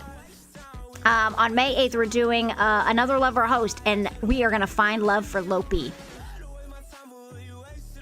We got so far out of the 6 contestants, I could tell you 4 of them. We have Evanito, Heavenly Father, Penumbral, and Bree at Cookie Box.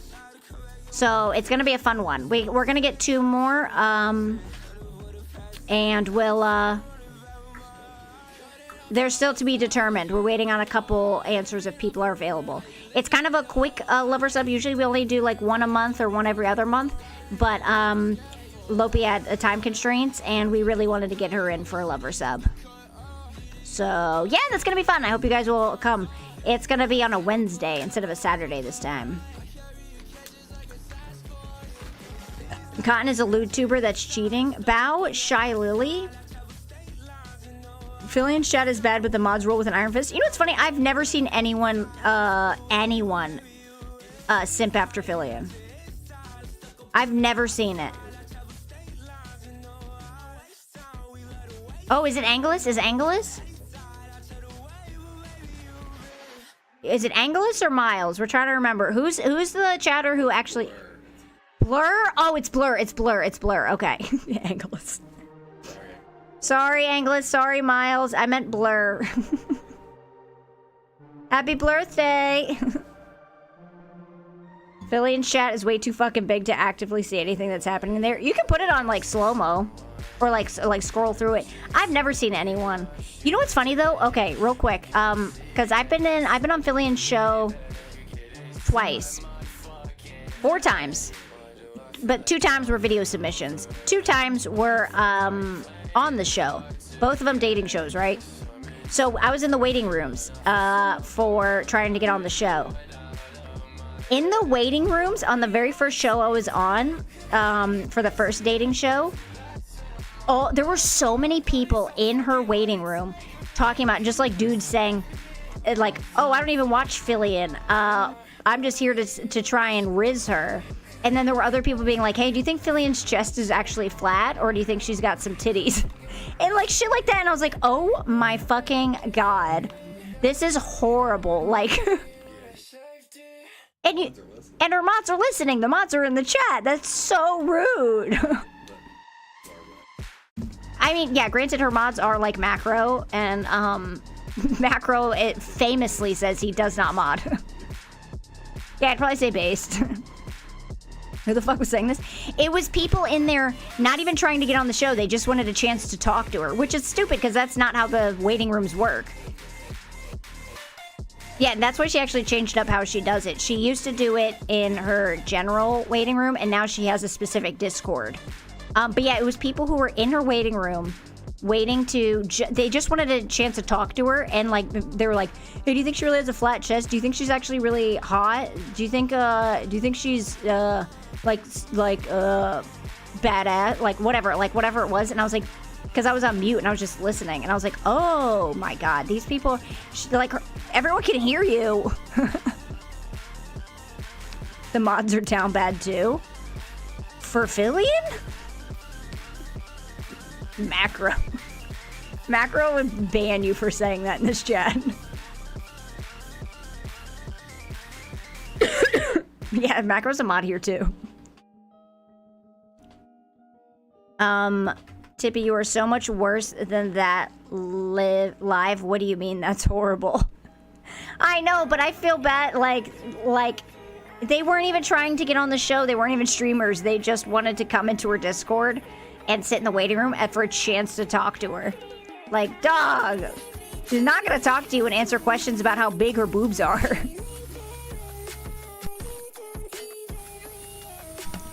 Oh, this was a long time ago. Yeah, this was about a year ago when we were on our first show. The first show we were on for her. Macro is actually your most active mod if you look at the logs. Is he really? I've never looked at the mods. Huh? Our most active mod. Really? Oh, Macro. We got a cool thing coming up with Macro. I don't have a date yet, but I'm very excited to tell you guys about it whenever we do have a date. I can't tell you anything, but I can tell you it's gonna be fun. Yeah, it's something special. You guys will like it. I don't even remember when I got into VTubers. All I remember is that at the time, the only real prominent English VTuber was Natsumi. Wimwe, I don't even know who Natsumi is. That must have been a while. Got her. Oh, fuck you, Lapis. Chad, have you ever seen a mod who lies to their streamer as much as fucking Lapis?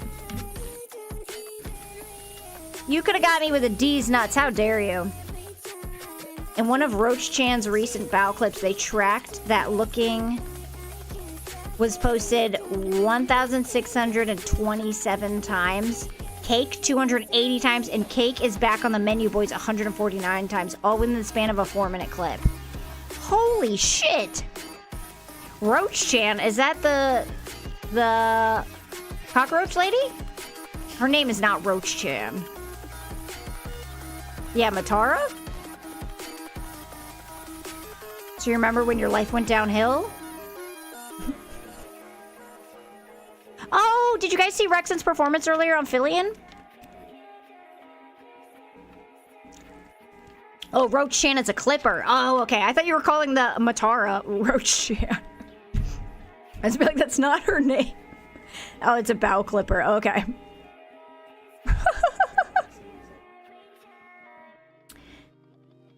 Bow's cooking stream, she had the whole bakery on display. Oh, I saw.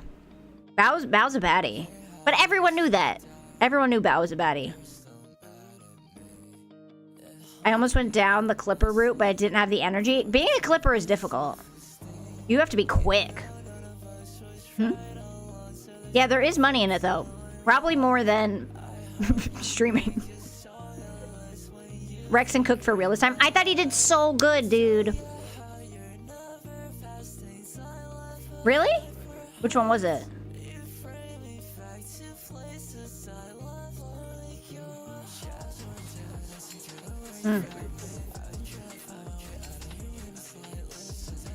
Wait, do you guys have... Guy said that he thinks his last joke might make it to a Fillion clip. Do you guys know what... do you guys have that clip? Or do you know what he's talking about, where he got Fillion with that last joke? Honestly, not what I expected out of the Rexon thing, but it was really funny.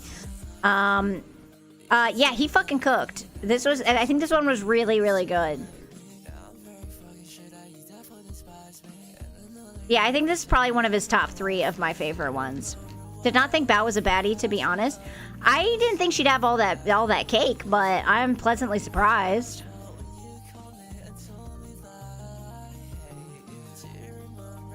I can clip it if you want. Oh, if you don't mind, I would love to see it. I missed so much of the Fillion Rexon today because of PC troubles. No. Well, I'm sure her VOD's already up. Or if not, there's that channel that posts all of her VODs. Yeah, she puts up the VODs immediately. Wait, what was this? Rexon was on Fillion's stream today with Feifei, who honestly, hilarious. Yeah, I really, really, really hope that he reaches out to Feifei, because I thought they had really, really good chemistry, and I think that they would be a hilarious collab. Bowberry cake? Bow! Yeah, I don't see the clip in Fillion's Clipper chat. Oh, well, I hope someone clips it, because it was actually very funny. I forgot Feifei was on today. Yeah! I like Feifei. And she's very funny. She kept calling Fillion Lil Bro. And I laughed every time she did. Feifei leaving when he said she could was fucking good. Give me, I'll clip and post it. I don't have it. Chart is gonna look it up. There were videos about backlash last or 2 years at TwitchCon dancing, and the only way you would assume Bao would. Was it Bao that was at the con and the editors came and deflated her ass? She was busy right now, little bro. Yo, getting called little bro is so funny. Yeah, I found here randomly one day seeing it was her birthday and just wanted to tell her happy birthday. I found, oh, Fei Fei? Yeah, that was her. Okay, that was her. Who, Bao? Oh, did you guys see Fei Fei do the Say So show? I've seen her, yeah, it's a show that she does. It's pretty good.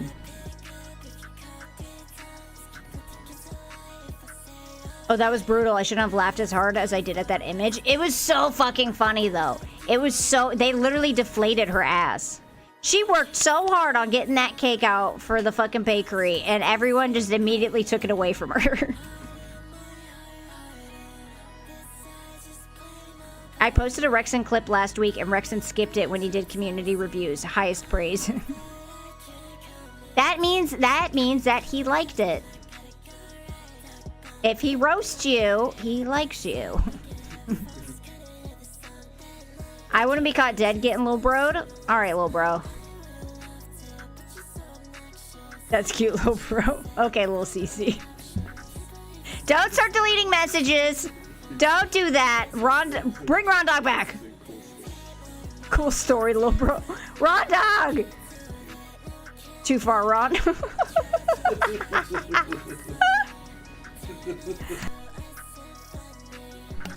I'm headed to bed. Good night, Moo. Thank you for joining us tonight. I hope you have fun, and I thank you for coming in and talking to us. Ron Dog, you were towing the line, and Rexon, fucking Caesar said, nah. Damn, burned. You gotta know, you can't say something you don't like something, Caesars. Since he's my Oshi, am I allowed to call you little bro? Thank you, little bro, for real. Yo, tonight we're gonna do a little bro raid. Alright, little bros, I'm gonna head out at 6 a.m. Alright, Sebi, have a good night. Thank you for joining us. Also, can we get a little bro raid message together? Posted the clip? Okay, let me pull it up. Let's watch that, and then we will... Yeah, we'll find someone to raid.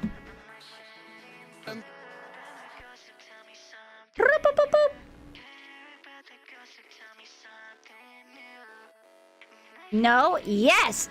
Raid message, Lil Bro raid. I was gonna hop on and talk to you, but decided to leave you this scene. A lot to talk to a lot of people today already. Well, Lightning Bolt, in the future, you're always welcome to. Boop.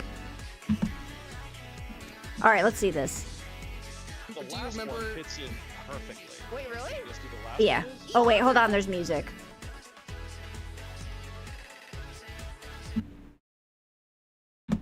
Cotton in their butt. Hell yeah! Oh my god! Truck, yes! Oh, sorry. I say lock it in. Yo! We could, but I guess we could swap it with somebody if she really wants to. I just, you know. Oh no, we're locking it in. Alright. Rexon, can we swap me out for another person? Nope. Now? The last one fits in perfectly. Wait, really? You guys do the last one? Oh, Philin, you walked right into it. At that point, you deserve it. I honestly didn't realize Feifei said truck, yeah. Feifei's so funny, dude.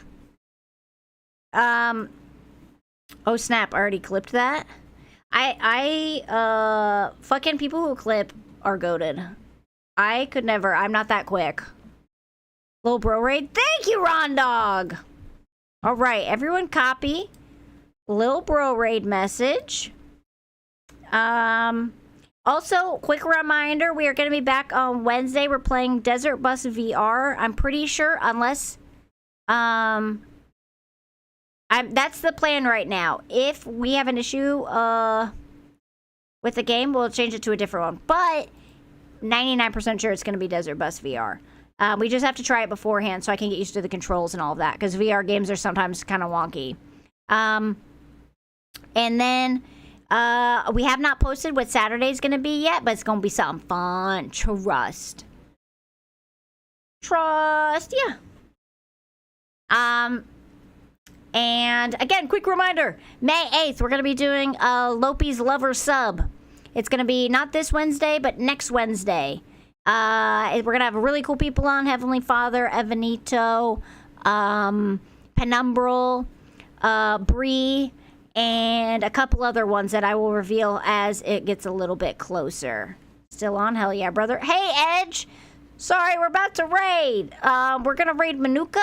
Manuka's actually the one who made our emotes. They made our new emotes, the Tippy Thrown Ass, and the Tippy Ohm, and the Tippy Leave. Oh, haha, we're about to raid. Hey, Plasma, sorry, we're about to raid. No, not Plasma. Dude, by the way, Lopi was wondering if Rexon could be invited for round 2 for Lover Sub. If she wants, yeah. It's her Lover Sub.